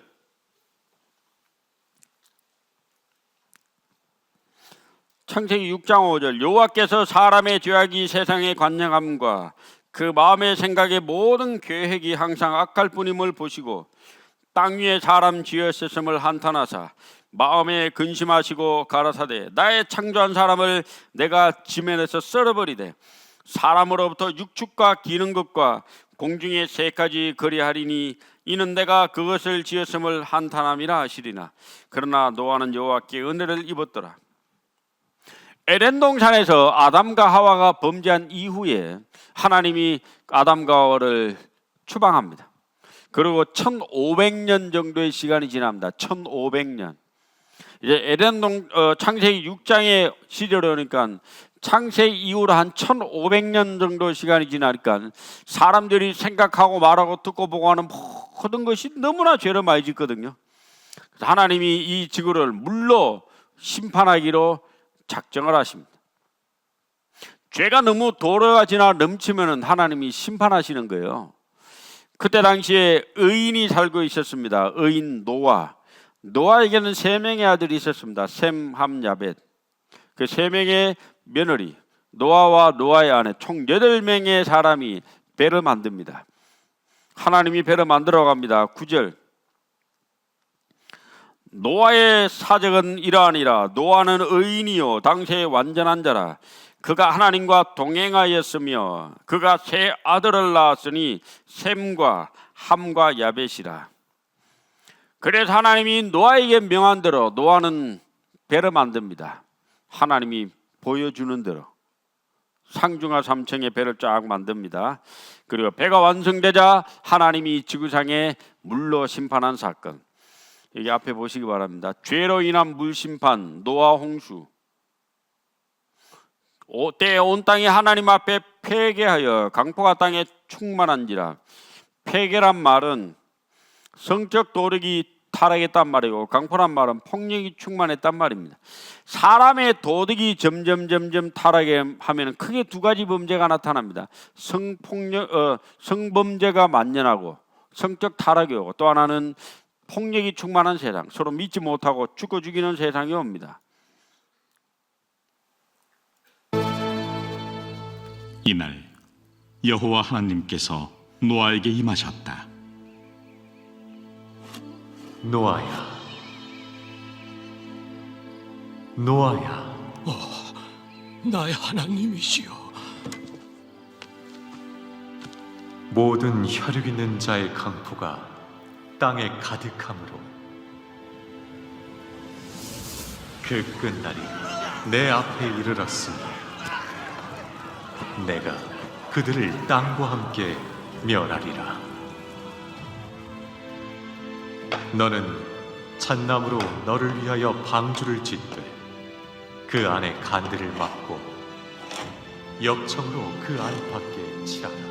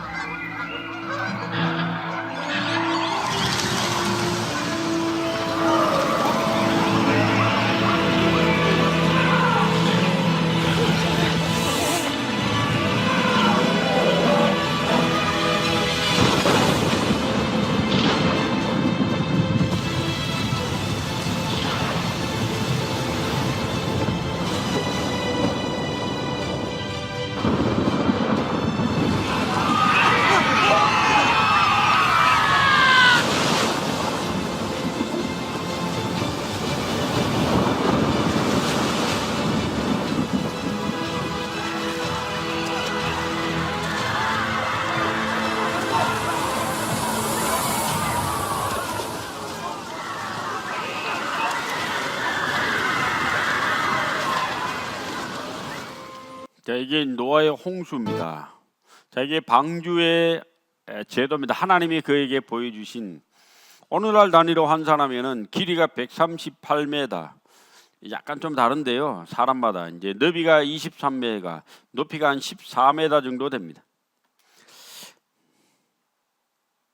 창문이 그 지붕을 내는데 잣나무로 만들었고 안팎에 역청을 칠하게 됩니다. 길이와 너비는 6대 1이 됩니다. 6대 1. 길이와 높이는 10대 1 정도 됩니다. 조선과학자들이 오늘날 바다에서 가장 안전한 배가 두 종류 배가 있습니다. 떠있기만 하는 배가 있고 빨리 가야 되는 배가 있거든요. 이 방주란 말은 떠있기만 하는 배예요. 이 돛대가 있어서 가는 것도 아니고 키가 있어서 방향을 조절하는 게 아니기 때문에 물에 떠있기만 하는 배입니다. 돛대도 없고 키도 없어요. 가장 안전하게 물 위에 떠 있어야 되는데 이 떠 있기만 하는 배의 비율을 조사해 봤더니만은 이 10대 1과 6대 1의 비율을 가진 배가 바다에서 가장 안전성을 확보하더라 이겁니다. 오늘날 대부분의 배는 7대 1과 8대 1의 배입니다. 그것은 가야 되니까 빨리빨리 가야 되니까. 그래서 과학자들도 놀래버린 거예요. 자기들이 오랜 세월 연구해서 밝혀낸 이 비율을 노아의 배는 그대로 갖고 있거든요. 조선 전문가들도 인정한 비율 6대 1. 노아의 방주는 완벽한 선박이다. 40m 파대도 안전하다. 첨단 조선 기술보다 우수하다. 30m 파도에도 겉돈 없다.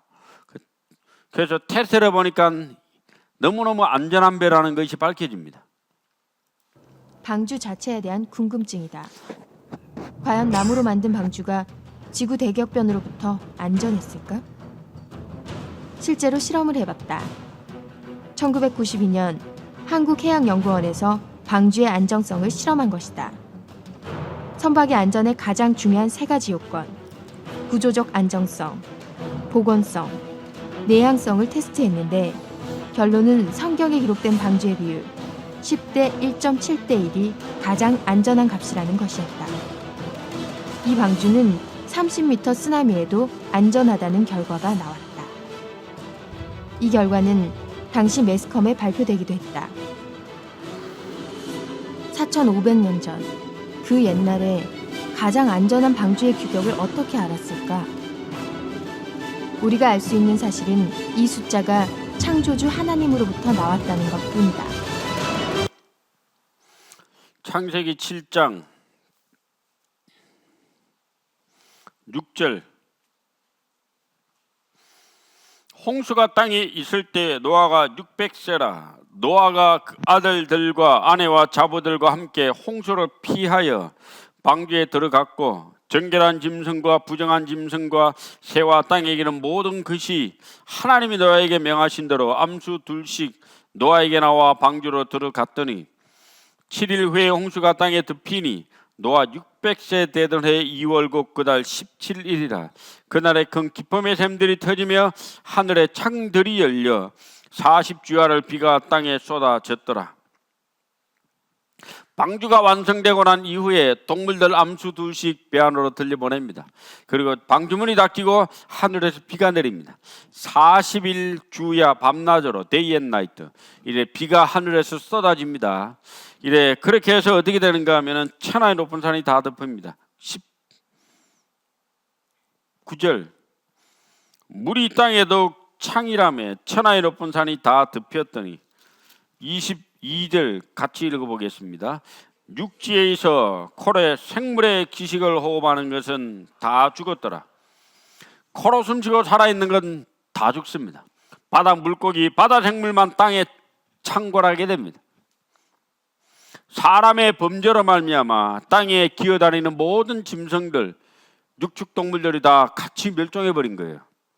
배에 타고 있는 것 외에는 다 죽습니다. 이게 노아의 홍수 사건입니다. 그리고 이제 심판이 물러가고 난 이후에 물이 점점 물러가서 배가 높은 산에 턱 걸칩니다. 8장 3절 4절 같이 읽어보겠습니다. 물이 땅에서 물러가고 점점 물러가서 150일 후에 감하고 7월 곧 그달 17일에 방주가 아라라 산에 머물렀으며 이제 배가 높은 산 꼭대기에 턱 걸쳤는데 그 산 이름이 아라라 산이라고 나옵니다. 아라산이 현재 지구상에 있을까요? 있다면 그 산에 이 노아의 배가 있을까요? 한번 가볼까요? 자, 이 비가 내립니다. 방주 아라산에 머물렀는데 현재 아라라시라고 하는 산이 지구상에 있습니다. 터키 제일 동쪽. 이 터키는 아주 절묘한 데 나라가 자리 잡고 있습니다. 지중해 동쪽에 아나톨리아 반도라고 하는 아주 중요한 반도를 다 차지하고 있습니다. 이거는 유럽과 아시아에 있는 경계 지점에 있는, 러시아가 흑해를 통해 나가고 싶은데 지금 터키 때문에 여기가 인류에서 그 유명한 옛날에 콘스탄티노플이라고 있거든요. 동로마 제국의 수도였습니다. 그러다 이름이 이스탄불로 바뀌었는데 이 보스폴루스 해협이라는 길 통과해 나가는 거예요. 자, 여기는 아시아와 유럽의 경계입니다. 이쪽은 아시아고 이쪽은 유럽이 됩니다. 이 바다가 아주 중요한 바다죠. 에게해라고 하는 많은 그리스 로마 신화의 탄생지고, 트로이 뭐 전쟁도라고 많죠. 이게 아주 중요한 동네가 요 동네입니다. 땅 파면만 유적이 계속 나옵니다. 이 나라의 동쪽에 아라랏이라고 하는 산이 있습니다. 해발 5,165m. 여기에 보면요, 이 산맥이 있고 산맥 위에는 러시아거든요. 러시아가 이까지 내려와 있어요. 자, 이게 이제 아라랏산이라고 하는 산에 배가 있을까요, 없을까요? 자, 놀랍게도 아라랏산 이 해발 5,165m인데 성경에는 on the mountains of 아라랏이 그러는 아라랏 산들이라고 나옵니다. 놀랍게도 가봤더니만 산이 두 개가 있어요. 작은 산, 작은 아라랏, 큰 아라랏. 큰 아라랏산 해발 5,165m 되는 이 산 꼭대기 한 4,200m 되는 북쪽 아우라 계곡에 지금 노아의 배가 눈속 밑에 묻혀져 있습니다. 그 많은 사람들이 그 산 꼭대기에 있는 배를 발견했다고 합니다. BC 300년경부터 계속 수많은 사람들이. 1916년 제1차 세계대전 때 러시아 공군 비행단이 이걸 발견하고 사진을 찍었어요. 그리고 얼마 전에 2009년 홍콩에 소재한 기독교 영화 제작사를 위시한 중국인과 터키 과학자들이 이 산에 올라갔다 배를 발견하게 됩니다. 이 사람이 1916년, 15년 이 산꼭대기에 배를 발견하고 러시아 황제에게 보고했던 알렉산더 쿠의 대령입니다. 그래서 100명의 조사단이 그 산에 올라가서 배를 발견하고 사진 찍고 다 조사했는데 1917년에 그 보고라로 올라갔더니만 그의 볼셰비키 혁명이 나가지고 보고라 올라갔던 군인은 참수를 당하고 그 문건은 사라집니다. 그 100명 중에 딱 4명이 살아남아서 미국과 캐나다로 이민을 가요. 그 4명이 미국에 가서 내가 배를 봤다는 놀라운 증언을 합니다. 자, 그렇게 해서 많은 미국의 기독교 이 제작자들, 많은 관련자들이 터키 아라랏산에 탐험을 시작합니다. 터키는 놀랍게도요, 회교 국가거든요. 99% 회교도거든요. 근데 터키에 유명한 국부가 나옵니다. 쿠스타파 케말이라고 하는 이 사람이 터키를 나라 뒤집어 버려요. 그래서 서구화로 모든 걸 다 문명을 바꿉니다. 그래서 나중에 이 사람에 의해서 터키가 완전히 발전돼 가지고 이 사람 이름을 위대한 투르크인이다 해서 아타투르크라고 이름을 지어줍니다. 그게 쿠스타파 케말 파샤라고 하거든요. 위대한 아타투르크이다. 아타투르크. 그 터키를 가니까 공항이 아타투르크 공항, 고속도로가 아타투르크 고속도로, 다 아타투르크예요. 댐도 아타투르크. 이 사람 이름을 따가지고. 자, 이 사람에 의해서 터키는 문호를 개방하고 서양의 많은 기독교 단체들이 자유롭게 관광하고 탐험할 수 있도록 허락해 줍니다. 많은 미국의 기독교 관련자들이 터키에 가서 산꼭대기에 올라가서 많은 자료를 조사하고 발견하게 됩니다. 그게 많이 발표가 됐습니다. 노아의 방주 아라랏 산 정상 얼음 속에 있다. 나사 인공위성 사진 분석이 발달. 산꼭대기에 있는 큰 배에 와서 1969년도 소년동화일보입니다. 소련과의 국경 근처에 있는 터키 아라랏산 위에서 거대한 배 화석이 발견되었습니다. 길이 140m에 15,000톤급 상승과 비교될 만큼 큰 배 화석이 어째서 백두산의 두갑절절된 해발 4,200m에 높은 곳에 올라와 있었는지 참 괴상한 이야기가 아니겠어요.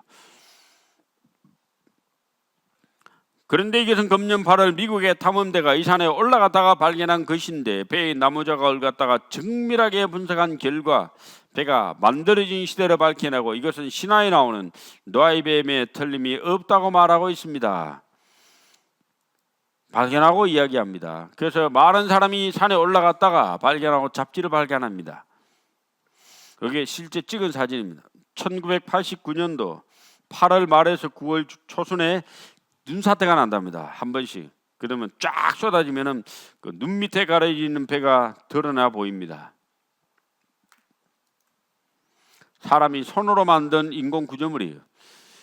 자, 2009년도에 이 홍콩의 기독교 제작사들과 이 터키의 과학자들이 같이 산에 올라갔다가 발견하고 이 사진 찍고 발표했습니다. 여기에 터키 아라산 꼭대기에는요 이런 나무가 없어요. 이 나무를 잘라가지고 조사해 보니까 수령은 5,000년 잣나무. 이게 어디서 자라는가 하면 이라크 남쪽 지방 메소포타미아 지방에서 자라는 나무라고 합니다. 눈 밑에 7곳 공간에 들어가서 조사를 한 겁니다.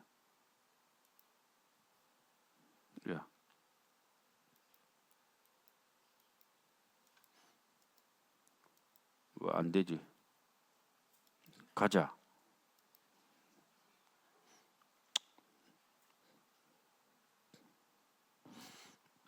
아나운서가 발표하기 싫은가 보네.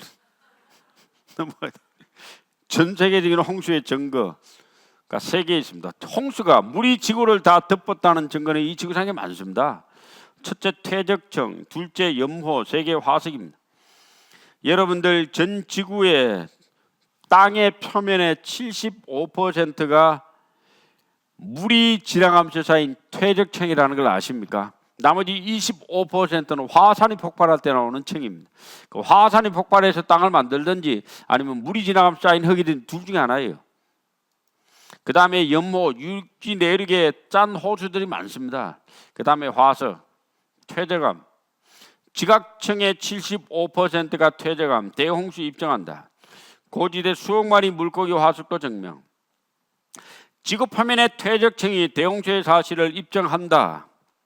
그래서 결국 지각청의 75%가 퇴적암이라는 것은 세계적인 홍수가 실제로 있었음을 증명하는 것이다. 지질학자들이 하는 얘기입니다. 미국에 가면 그랜드 캐년이라고 하는 여기에 한 400km 정도 됩니다. 이 협곡의 길이가 미국 4개 주로 걸쳐 있거든요. 유타, 네바다, 이런 네브라스카 이 4개 주 걸쳐 있는데 1980년에 미국 네바다주 라스베가스에서 미국 지질학자들이 모여서 왜 그랜드 캐년이 어떻게 생겼는가 연구 학술 발표를 했어요. 그게 한 20여 편의 논문이 발표됐는데 결론은 이겁니다. 노아홍수 직후 1년 이내 땅이 굳기 전에 큰 호수가 2개가 있었는데 이 지역에 이게 갑자기 뚝이 터져가지고 태평양으로 엄청나게 물이 밀려가면서 생긴 협곡이라고 미국 자국 지질학자들이 결론을 맺게 됩니다.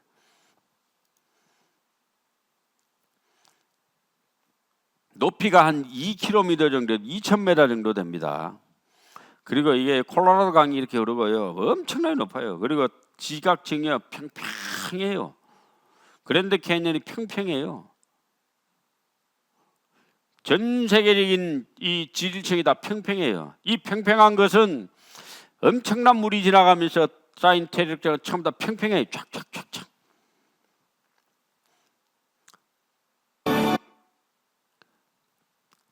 자, 이 평평한데요. 1980년 5월 18일 5.18 때 우리나라는 광주에서 많은 사람이 죽었죠. 5.18 때. 근데 미국 워싱턴주 세인트 헬렌이라는 산에 폭발해버렸습니다. 화산 폭발해가지고 헬렌산이 쫙 폭발해가 화산재가 내려오면서 호수를 덮쳐가지고 호수도 무너져가지고 엄청난 흙이 물과 함께 흙이 휩쓸려 내려옵니다. 그래서 5시간 만에 세인트 헬렌 이 흙이 내려와가 5시간 만에 엄청난 지질층이 7.5m가 쌓여버렸습니다. 7.5m가 어떻게 쌓였는가 하면 쫙 일직선으로 쌓입니다. 과학자들이 이론적으로만 알았던 퇴적층이 이렇게 일직선으로 쌓이는 것을 자기 눈앞에 직접 본 거예요. 5시간 만에 쫙 쌓인 퇴적층이 완전히 일직선이 된 것을 보고 그랜드 캐년이 엄청난 물이 지나가면서 쌓인 게 맞구나. 그걸 깨닫게 됩니다.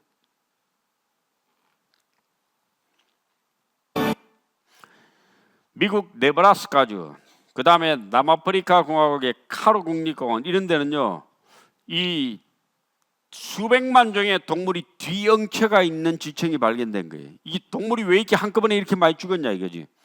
이것은 홍수 때 물에 휩쓸려가다가 매몰돼 다 죽은 거예요. 산은 오르고 골짜기는 내려갔다고 합니다. 노홍수 이전에 높은 산이 별로 없었던 것 같습니다. 없었던 것 같은데 홍수 이후에 산이 쫙 올라가고 땅이 깊이 파집니다.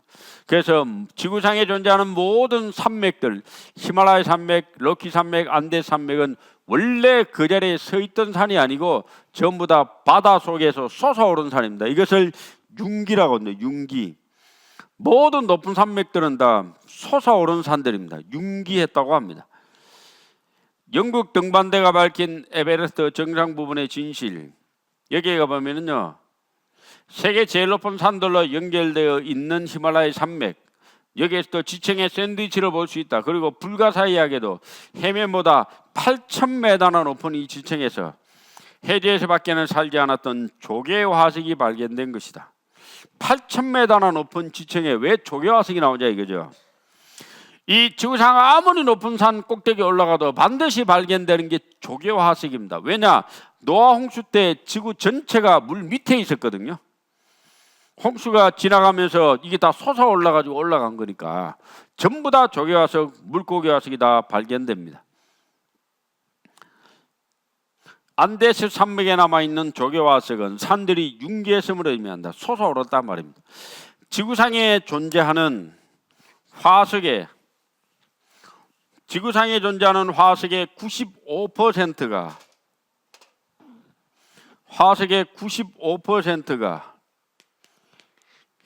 해양 무척추동물 화석입니다. 자, 예를 들면 물고기 척추가 있어요, 없어요? 척추 있잖아요, 뼈다귀. 고등어 먹으면 가운데 뼈 있잖아요, 이렇게 있죠, 그죠? 근데 이 뼈가 있습니다, 가운데. 물고기들은. 자, 무척추 동물한 말은 척추가 없는 건 주로 바다 속에 사는 겁니다. 조개 같은 거. 척추가 없잖아요.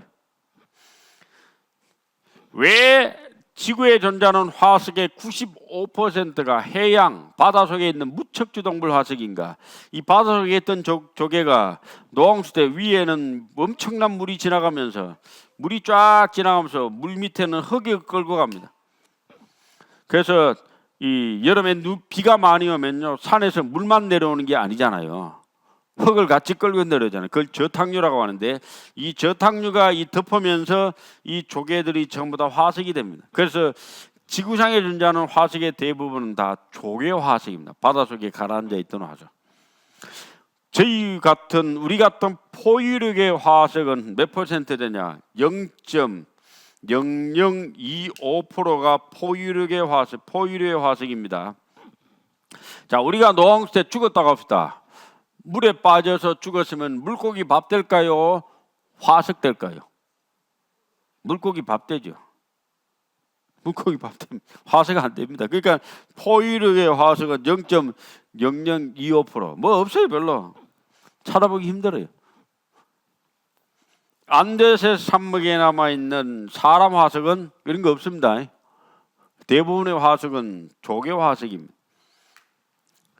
여러분들 박물관에 가면요, 제가 그 작년에 제주도에 주일 설교가 있어요. 제주도 갔다가 한림공원이라는, 제주 동쪽에 한림공원이라는 데 들어갔습니다. 돈 내고. 그게 이제 박물관이 있더라고. 여러 가지 화석들을 전시해 놨는데 화석의 거의 대부분은 조개, 암모나이트, 뭐 이런 바다 속 깔아앉아 사는 생물들 화석이 쫙 있더라고요. 다른 화석은 별로 없습니다. 조개 화석은 산들이 융기했음을 의미한다. 해발 3,200m에 있는 페루 안데스 산맥에 굴 화석이 발견됩니다. 굴 화석. 자이언트 오이스터라고 하는 굴인데 굴의 길이가 3.5m예요. 굴이 3.5m예요. 이 한 마리 잡으면 막 아이고야 이 굴을 어찌 먹을까요? 제가 저 필리핀 다바오에 선교를 이제 금년에 들어갔는데 저희 교회가 다바오를 후원하는데 다바오에 갔더니만은 민다나오 다바오시 이제 식당에 갔습니다. 식당에 가니까 전시해 놨더라고. 이게 조개입니다. 조개가 얼마나 큰지요. 여기 이제 영어로 이제 새겨져 있습니다. 믿지 못하겠지만은 당신이 서 있는 이 지역은 옛날 아주 오랜 옛날에 바다 속에 있다. 이 조개 이름이 탈로보 조개입니다. 탈로보 조개는 잭리체월 여기가 이 지역이 잭리지 지역인데 여기에 있었는데 이게 다바오라는 도시가 옛날에 물 밑에 있었다는 증거이다. 다바오는 인구 200만 명이 사는 필리핀에서 두 번째 큰 도시입니다. 이게 다 바다 속에 있다는 것을 증명해 준다. 이렇게 이제 적어놨더라고요. 이것이 여기 지금 조개예요. 얼마나 큰지요? 제 얼굴보다 훨씬 더 큰 조개가 이만해요. 자, 세계의 소금호, 돌소금이 많습니다. 육지 내륙에. 해발 3,200m의 잉카 제국에 있는 염전입니다. 사람은 소금을 먹지 않으면 죽습니다. 그러면 육지 내륙에 있는 사람은 소금을 어디서 얻어요? 우리는 대부분 소금을 저 신안에 있는 염전 바다 속에서 이 소금을 캐내잖아요. 근데 대부분의 나라의 소금은 땅 속에 소금을 캐냅니다. 바다가 멀기 때문에. 하나님이 전 세계적인 홍수 심판은 홍수를 지나가게 해서 육지 내륙 곳곳에 소금을 많이 놔두셨어요. 그걸 사람이 먹고 사는 겁니다. 사하라 사막 한가운데 소금 캐낸 데 있습니다.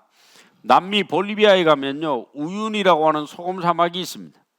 해발 3,700m 되는데 강원도만한 땅이 전부 다 소금입니다. 소금 호수. 잘못 들면 길을 못 찾아 죽는다고 합니다. 똑같은 소금이라고. 세계 제일 높은 거울이라고 하거든요. 이게 다 소금입니다. 볼리비아 사람들이 수천 년 먹고도 남은 소금이라고 합니다. 이 몽골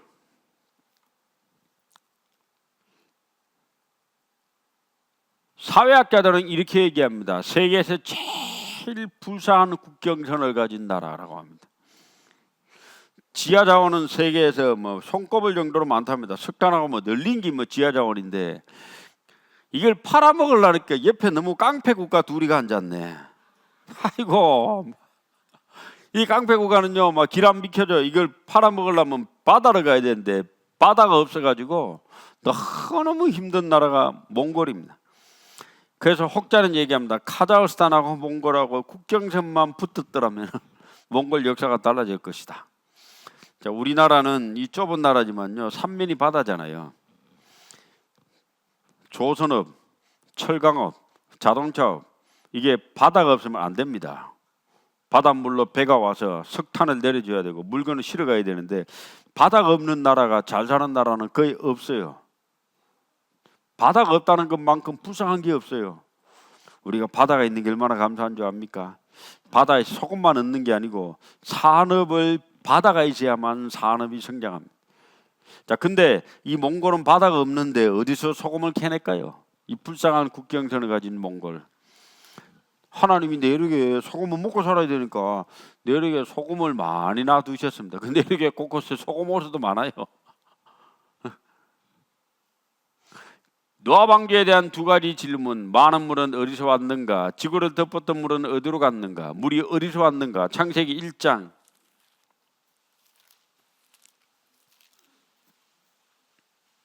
6절.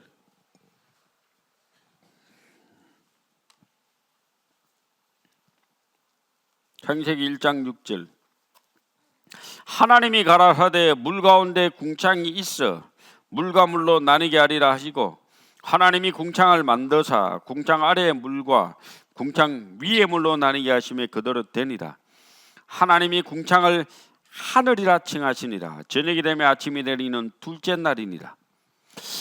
제일 먼저 하나님이 세상을 창조한 창세기 1장에는 지구 위에, 하늘 위에도 물청이 있었고 하늘 밑에도 물청이 있다고 하거든요. 그 하늘 밑에 있는 물청은 오늘날 바다고 하늘 위에 있는 물청이 오늘날 없어요. 이 최초의 하나님이 만든 하늘 위에 물청이 다 쏟아진 것이 노아의 홍수입니다. 그 하늘 위에 이렇게 물청이 있었어요. 이게 다 쏟아집니다. 하늘 위에 물청에 의해서 태양으로부터는 광선이 지구를 투과하게 되면은 반사해서 나가지 못합니다. 그래서 하늘 위에 물청이 있었던 시절에는 1500년 이상 극지방이나 적도나 온대나 한대나 할 것 없이 지구 어디에다가도 온도가 동일한 거예요. 온도가 똑같은 거예요. 사계절의 변화가 없습니다. 봄, 여름, 가을, 겨울 이런 게 없습니다. 그러니까 생물체가 계속 자랍니다. 동물도 계속 자랍니다. 그 지구에 화석이 발견되는데 특이한 화석이 많이 발견됩니다. 그리고 태양으로부터 오는 고주파 방사선을 다 차단해 버리기 때문에 이 사람 수명이 900살 이상 가능합니다.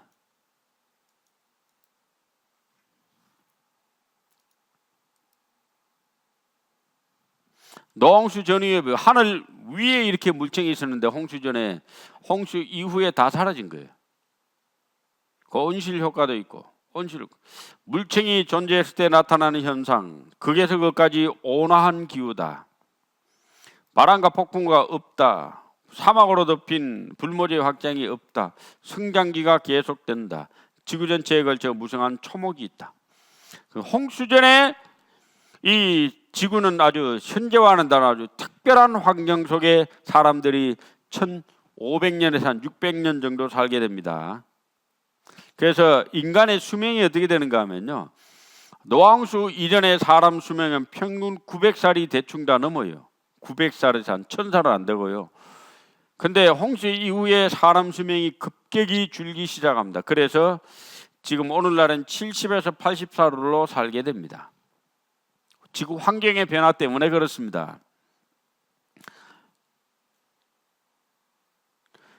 자, 공룡이 지구 곳곳에 많이 발견되거든요. 많은 공룡 화석이 많아요.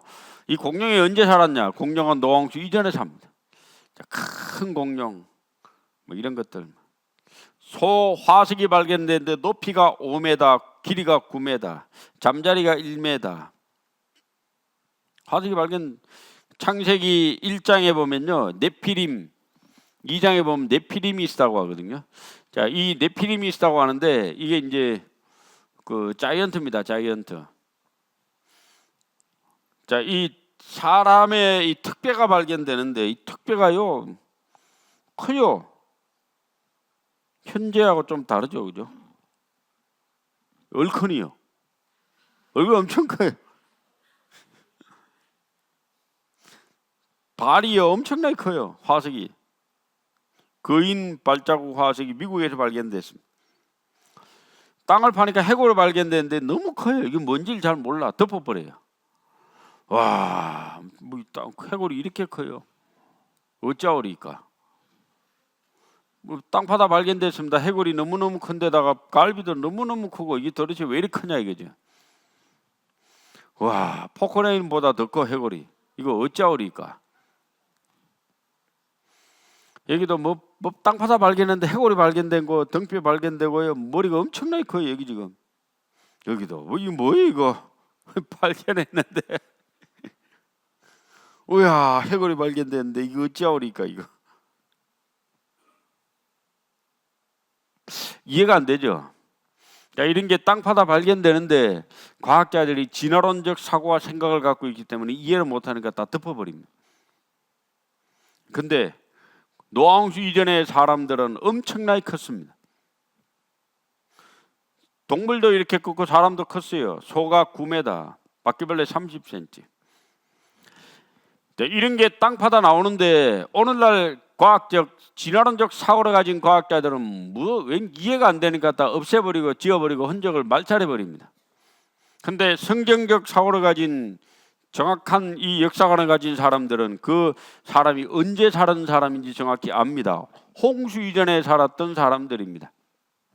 900살 이상 살았던, 그리고 공룡, 화석들, 엄청나게 큰 동물들도 홍수 이전에 정말 아름답고 비옥한 지구 환경 속에서 하늘 위에 물청이 있을 때 살았던 동물들입니다. 그 동물의 혜택을 우리가 보는 게 석유입니다. 시편 33편 7절에 보면은 제가 바닷물을 모아 무더기같이 쌓으시며 깊은 물을 곳간에 두시도다. 이제 홍수가 끝나고 사람의 심판이 마치고 하나님이 물을 어디다가 물러가게 합니다. 남극과 북극으로 바닷물을 모아 무더기같이 쌓은 거예요. 북극은 바다고 남극은 대륙입니다. 대륙 위에 얼음이 있는 게 남극 대륙이고 바다 위에 바닷물이 얼어 있는 게 북극입니다. 남극 대륙은 엄청나게 큽니다. 미국 본토보다 훨씬 더 큽니다. 한반도의 61배 넓이가 남극 대륙입니다. 이 물이 다 녹으면은 2,400에서 2,500m인데 물이 다 녹으면은 지구상 바닷물의 높이가 한 60m 정도 상승한다고 합니다. 노아의 홍수. 따라합시다. 성경은 사실이다. 지구 전체에 물로 덮여서 죽었다는 흔적이 곳곳에 다 남아 있습니다. 배가 현재 아라산에 있습니다. 노아 홍수 이후에 하나님이 노아의 세 아들을 통해서 인류를 다시 전파합니다. 셈은 황인종의 조상, 함은 흑인종의 조상, 야벳은 북쪽으로 가서 백인종의 조상이 됩니다. 성경에 하나님이 그들에게 명령을 했습니다. 지구상에 흩어져서 분산돼서 땅을 정복하고 살아라고 했는데 그들이 어느 정도 살다가 한 곳에 모여 살게 됩니다. 창세기 11장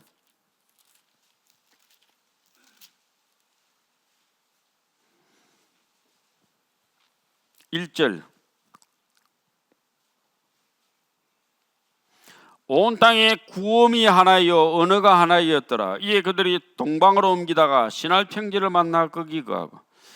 창세기 11장에 사람들이 다 한 곳에다 모여 살았는데 왜 모여 살았는가? 성경은 말이 통했기 때문에, 언어가 하나였기 때문에 모여 살았다고 합니다. 그래서 모여 살아 뭐였냐? 하나님을 대적하는 탑을 쌓아요. 하나님이 내려가서 언어로 혼잡게 합니다. 7절. 자, 우리가 내려가서 거기서 그들의 언어로 혼잡게 하여 그들로 서로 알아듣지 못하게 하자 하시고 말이 안 통하게 하자 하시고. 9절. 그러므로 그 이름을 바벨이라 하니 이는 여호와께서 거기서 온 땅에 언어로 혼잡게 하셨습니다. 어느 날 탑을 쌓다가 언어가 혼잡돼서 그들이 전 세계에 흩어졌다 이렇게 기록하거든요.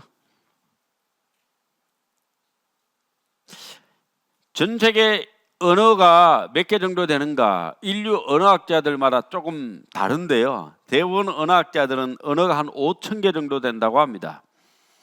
5,000개. 그런데 이게 언어학자들이 연구해 보면은 옛날 고대에는요 언어가 하나였다는 증거가 나온대요. 하나. 그래서 하나였다는 언어를 노스트라틱이라고 이름을 붙입니다.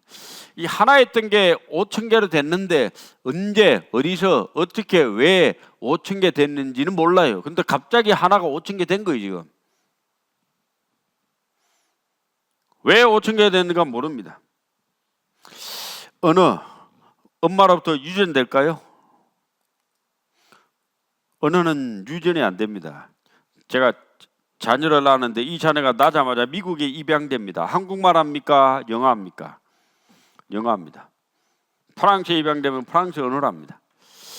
인류의 세 가지 아주 특징적 인류사를 뒤집어 놓는, 인류사라기보다는 언어학계를 뒤집어 놓은 사건이 발견됩니다.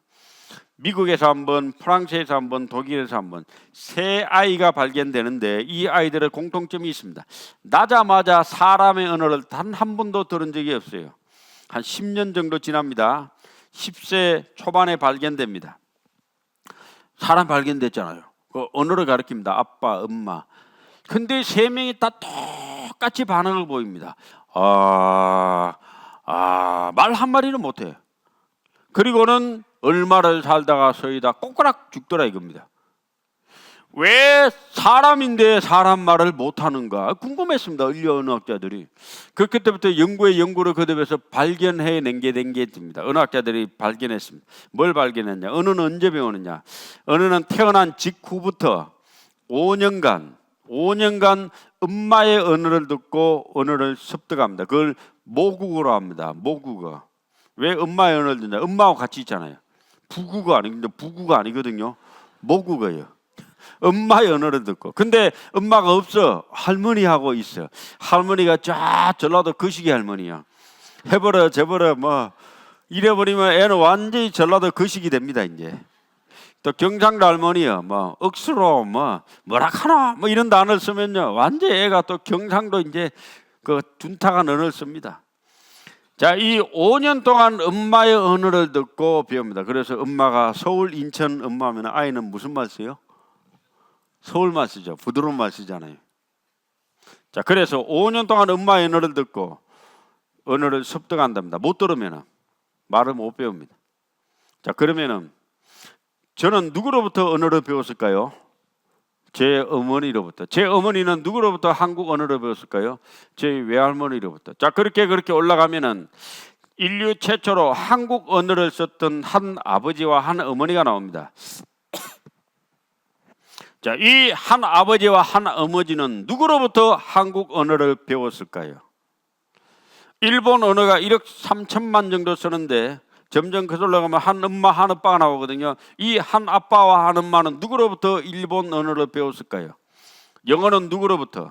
중국어는 누구로부터? 독일어는 누구로부터 이 언어를 배워서 그 자손들에게 언어를 가르쳤을까요? 이 성경에 하나님이란 단어가 개입이 되지 않으면 이 인류 언어가 왜 5천 개 되는지 아무도 모릅니다. 어느 아프리카요, 저 세계 미개한 언어도 아주 발달된 언어입니다. 그 문법이 정확합니다. 사람이 미개해 그렇지 언어는 미개하지 않거든.